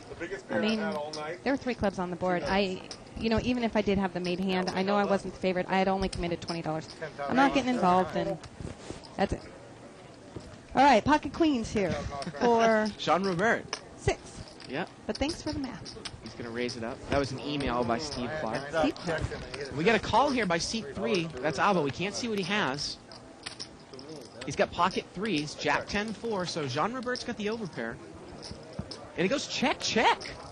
Jean Robert playing it slow. And he checks again. And Avo checks again. Deuce on the turn. The river's a heart. And they just check it down. Wow. Well, he's played great today, but I hate that one. Well, if he knows Avo... Let's see the least amount of money I can get on this. Well, you're right. I mean, Avo only had a small pair of 3s, and he might not have gotten any money on the flop, but you don't know that. He had no idea. Well, and then Jean Robert says if you checked it one time, we were going way upstairs, so I was going to check raise you, but obviously we had the same type of hand that happened last week with Dave Tuckman against Avo. Avo just never bet. Never wanted to take... He's almost playing those smaller pocket pairs just to hit a set. And not using his position to try to take it away. Your wife said it's okay? Oh, she gave me total permission. A bear can's going to fall on my head. You ever see that commercial? Of course. Hi, honey, I'm just calling to check in. So a beer can falls on my head, I'm in trouble. 400. Yeah. They have like 5 of them. Okay, we have ace We've got a queen, raise here. ace jack, A raise here by Yosh with ace queen and diamonds. ace queen. Right, and then it looks like we have pocket 10s for seat 4. Yeah, we got 6-way action here. It's Yeah, we a actually $2,400 have some pot. hands, but a lot of the cards that we've used, when we have 10s and another person have jack 10, Mike 3 Wu's players got holding a 10s. jack. King deuce 6 here on the flop. That's John Robert. He's got top pair. He has the king. He's going to bet. He's going He to only bet bets 200 Was into it 2? It only looked like 1. 200 into a $2,400 Yeah, 200. pot. And Yosh just going to call with ace queen. They're all call now. Mike Wu's going to call with pocket 10s. I mean, 200 to a $2,400 pot. I don't really know what that accomplishes.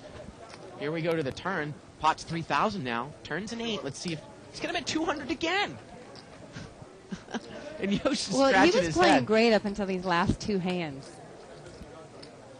Yosh is going to fold. And Mike Wu, he's going to raise. He's going to raise it up to 1,000. And was Jean trying to put these little fishy bets out so he could re-raise here? Let's see what he's going to do. Yeah, looks like it. No, he's going to call. Nope, call. He's going to call, and the pot now is $5,000. Why would Yosh lay down? It's only $200 more to him, and he has 1 overcard with that pot. River's a 6. It's a $5,000 pot here, folks. Antonio, where's my thing? 600. And he's going to put a little blocker bet. He's going to bet 600 into a $5,000 pot. folks, if you guys aren't a fan of a blocker bet, it's going to work. It does work. And he's going to take down a $6,000 pot here with King Jack. Score another one there for Jean Robert. Don't you think that's really strange that Yosh folded? I mean, it's like a $4,000 pot. He's getting 20 to 1 on the call. He has an over.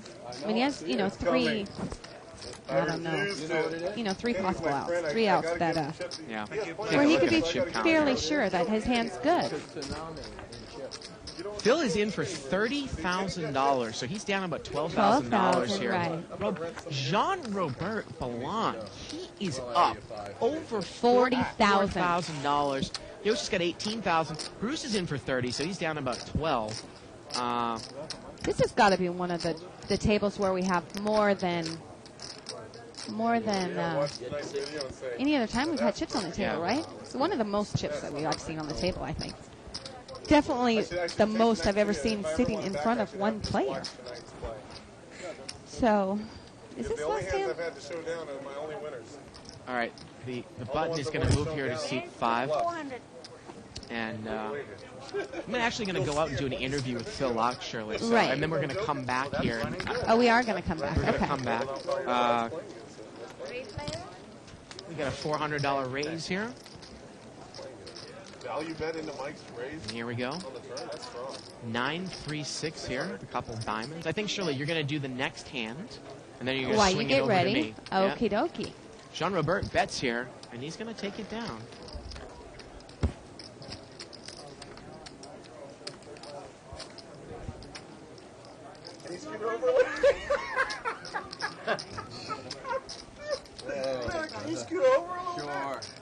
All right, next hand, Jean Robert has the blind. I mean, has the button. Wow,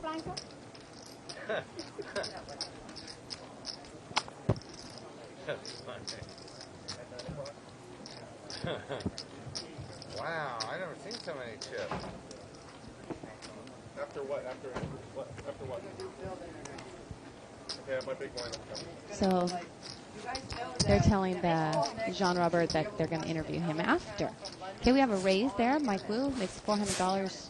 Ace Queen. And where? On the internet? we're going to cut to Bart How are now. you? What do they call it? Bart and Phil. Take it away, Bart. Okay. Okay, so we're here live at the bike with the Unabomber, Phil Lock, and I want to tell everybody out there that's watching the webcast that we are going to start this interview off for our TV show, the LA Poker Scene. So, Phil, I'm going to ask you some simple questions, and I want to get into some more hand analysis after that. So, we're out here with Phil Lock here at the LA Poker Scene, and Phil, this is the first time that you've come on live at the bike. It's the only cash game that's ever been shown hole cards. What do you think about this whole concept? I think it's genius. I'm looking forward to seeing the live, whatever the streamcast thing tomorrow online. Yeah. There's 2 or 3 hands I'm curious about, and I'm wondering if it's going to correlate my play with what I was doing as well, so I can try and weed out some more tells that I probably have plenty of. Plenty of? Yeah, I have no idea. I mean, I don't know. Yeah, have you played with a lot of these players that have been on this table right now? No. Thank you.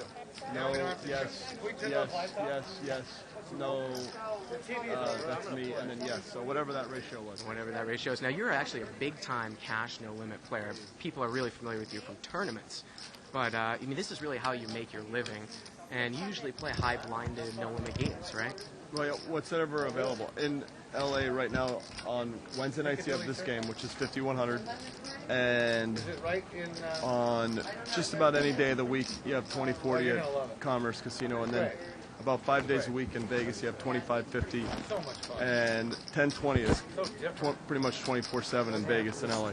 And then you have during the tournaments in either Vegas or LA and other places as well, but primarily Vegas and LA, the games just are cracking. Like maybe they're 5,100 with a $25 blind, ante, or whatever, that kind of range, with occasional 100, 200 games. But typically, the bigger games stop at 5,100 no limit. That's like roughly the threshold for being able to get new players in as players get cracked and go home and whatever, that sort of thing. And what do you think So- about the fact that obviously, No Limit Hold'em's a huge tournament game, but in the casinos as a cash game, it's really relatively new. Really only been spread for like Right, a I couple remember. of years. No, I know. And I'm really sensitive to the history. I remember at Lucky Chances in Colma, they used to have 2 days a week no limit, and that's now dead. The like gaming laws in the Bay Area, whatever, changed. Now the max bet is 200. So that died like a week ago or whatever. And then I remember in Commerce Casino 5 years ago they had 10 pot limit hold'ems. Then about 3 years ago they started spreading 10-20 no limit occasionally. And then 2 years ago it was just 24 hours a day. The game hasn't broke since 2.5 years ago in Vegas or LA. So at least a 10-20 no limit. But there's in Vegas and in LA, more so in Vegas, the limit hold'em games, which I don't play, are cracking. I mean, they have 400, 800, probably. I don't know if it's every day. I just know that every time I go to Vegas, I see guys playing ring games, 500, 1,000, where they mix it up, HOE or HOR, big mix games. whatever. Yeah. And I've never played Limit Omaha. Maybe I played it twice or something. Yeah. I don't know. So I don't really know that world. But no, poker's popping everywhere. Online, I know lots of pros that don't even go to the casinos. I prefer the casinos. They just, online. People play online. Phil, thanks for joining us on the LA poker scene. Stay right here. All right, now for the webcast people, we can get into some real detailed stuff, which I know you love to do. I know it was a Phil, I know. I was pretty the way that bet was. He made such a hyper over bet. I know that he could have had King Ride. Great call. Let's talk about that hand, guys. I mean, you have Ace 8, you got the nut flush draw. Ace 9 of hearts. Ace 9 of hearts. He's got pocket queens. He raised it out of the small blind. You had limp. The pot was straddled. There's a lot of dead money in the hand. He raised it up. He checked. Did you put him on jacks, tens, or queens at that point? When he raised out a small blind, I thought there was a good chance that he was just stealing. Yeah. I thought he was steamed a little bit. When I called right there, I definitely had no business in that pot with Ace 7 of hearts. Ace 9 of hearts. Yeah. No, I think I had Ace 7 of hearts. Ace 9 of hearts. Well, you guys know. I think it was Ace 8 actually. Ace 8, yeah, Ace 8 of hearts. Right. Yeah. I had no business in the pot with that kind of raise. But he had position, so it's not too out of line. When he checked out, I was hoping he probably didn't have a king or an ace. Yeah. And when I move in right there, I figure there's about a 30% chance that he's going to fold his hand. And then I got about a 30% chance if he does call that I'm going to hit. Right. And maybe my ace might be live as well. It's 40. He has I had 2 black kings, 2 black queens. Right. So he's got 12 outs right now with 2 cards to come. Right. It's like 50-50. And when you made the call, what did you put him on? Now you made a huge overbet. You spent $10,000 into a $3,000 pot. Right. So did that maybe ring something off there? I put him on a drop. It was King Rag Rago. Yeah. I was like, I just thought I had him beat. So he made a great call. He made a great call. I mean, I would have done the same thing with any king. I would have gone all in as well. But I didn't see him calling 1,200 pre-flop with a king for some reason. I thought you had some nothing like a flush draw. It just felt like 8-9 of hearts or some kind of. Felt like a one of the other things too I wanted to ask you is obviously we can see the cards back there is that you had actually a lot of big hands pre-flop that you kind of played slow. I remember there was a hand you had queens. And you limped. Yeah. There was a razor on the small blind, and you just called. You released that. You had jacks against him. He had raised. You smooth called with jacks, and the flop came out with an ace. Right. He bet into you, released that. I had like 15,000 in front of me, and what's the point of raising with jacks if I'm beat? He's going to call. And if I'm winning, I'm going to win a small pot. I'd rather I'd rather treat the jacks like pocket eights and just try and hit a jack or an 8 if I had pocket 8s. And when the ace comes, I'm like, whatever. It's not you get a pocket pair every round and a half. And there was another extremely interesting hand between you two, and I'm going to tell you both what you guys had because you're going to know anyways. Phil, this was the one time that you made a move all tonight. The flop came out. I think it was Queen 9 of clubs. Yeah. King 10 3. Yeah. Everybody checked. Turn was a king. When Yosh bet, it just looked like a steal completely. When he called, I put him on calling with some rag 10, knowing that he was beating Yosh. So I was purely raising on complete. The fact that I had 4 outs for a straight was relatively immaterial in my mind. I was like, Yosh can't call if I just make it 15 or more. And it's going to be really hard for me to believe that he has a hand, because why would he just flat call? Right. Unless he had a monster, that's another time you can call, because Yosh might try and pick it up on the river. Right. Then when he re-raises me, I have queen high, so it's like whatever. And how do you re-raise? What's going on in your mind there? You put him on a steal because you're thinking that deep with your head? I know that Phil's a good enough player to be able to do that. So that's really smart. That's really smart. Well, you didn't have the best hand. Right. Okay. No, you didn't have the best hand. No, I could have raised all in and he would have folded. It's a gutsy move. Yeah, I think probably. It's hard for him to have 3 kings or better in that spot. And I just decided that he was on a move, and I know that he's good enough to make that play. And when you're making big moves only really work against really great players. Because I know that he's probably going to think, well, maybe he smooth called Yosh with a set or with a full house already. And then when I'm making such a small re-raise, it looks like I'm demanding a call, actually. Yeah. You know, he made a $1,500 bet, and I re-raised $2,000. There was a good chance that I was in front. Well, I could tell him he actually had an 8. Was there an 8 on the flop? Yeah. He had 8 on the turn. 8 hit on the turn. The most interesting thing I thought the way the hand played out was that Yosh had a 10 and didn't bet the flop, which I thought kind of started things out there. I mean, he was in late position. He had Jack 10. He checked it. Wasn't there a king on the flop? There was a king on the flop. No one, I know, no one had taken a stab, but a lot of people are going to put that bet in with second pair. Not with Bill in the pot and with me in the pot. He's trying to hit 2 pair and then he knows that we punish could be on a check raise. Yeah. He knows that we could be on a check raise easily. And it's amazing. Yeah, he did a good play because like when he raised there, and he raises me, my last move would be to try and win the pot is to raise again, but now I'm committing pretty much 8,000 more on a bluff that's already shown cracks in its tech. Like I already made the first juice of a bluff when it falls. It's pretty hard to like take the last little vestiges of potency and go with like that's what I would be asking to do. It would have been very interesting if he had re-raised me right there. What I would have done, because I mean I would have thought there's something wrong. Yeah. If he had re-raised me, I'm like, there's no way he can have a full house right there. It would have been really hard for me to. It would have been, if I limit raised him again, it would have been would have been. If he limit raised me again, it would be very hard for me to call. Well, this is an interesting night because we call it a whale night. Now, obviously, you've got guys in there who've got a lot of money and they're recreational players. Then you guys, you know, that are pro players. So what mix it up? You will mix it up with each other. But do you necessarily want to mix it up with a guy like nice guy Ed in C2, who's not really necessarily going to make a laydown with single pair? Do you just play that pretty much ABC against some of those guys? First of all, let me tell you something about Ed. He plays a lot better than people give him credit for. Yeah. And he knows that he can get paid off, and he makes big bets when he has big hands. And, you know, guys like him actually are more liable to take a big chunk out of your stack because it's hard to put them where they're at. And they might spike 2 pair in the river. We've seen it time and time again on the show, you know. There you go. He's going to call you with a bottom pair, and then all of a sudden 2 pair. Right. You know, something like that. Right. But, I mean, I hope you guys really come on the show again. It was really, really a pleasure. I think also to answer the question about the other hand when I played queens really slow, I think I was out of position, and I was thinking if somebody else, it's a pretty aggressive table. I was kind of anticipating it to get jacked up, and it never did. You know, with aces, kings, and queens, when you come in for 100, you're expecting somebody to jack it up, pretty much. Well, whatever. Again, you know, congratulations on your win. Thank you. And I hope things turn around for you tonight, Phil. I think you. We played I actually like 3 think you hours. played great. It's like I feel like I just sat down, you know. Yep. So we hope to have you guys on the show again. For sure. It's been our pleasure. And if I could do an interview for you with TV, that would be great. Phil, again, I really appreciate you. So we're here again. Okay. Welcome back to the game, sir. So we're here with our big winner here on the LA Poker Scene again. Let me do that over again. We are here with our big winner again here on the LA Poker Scene, Jean Robert. I mean, you're up like $40,000 here.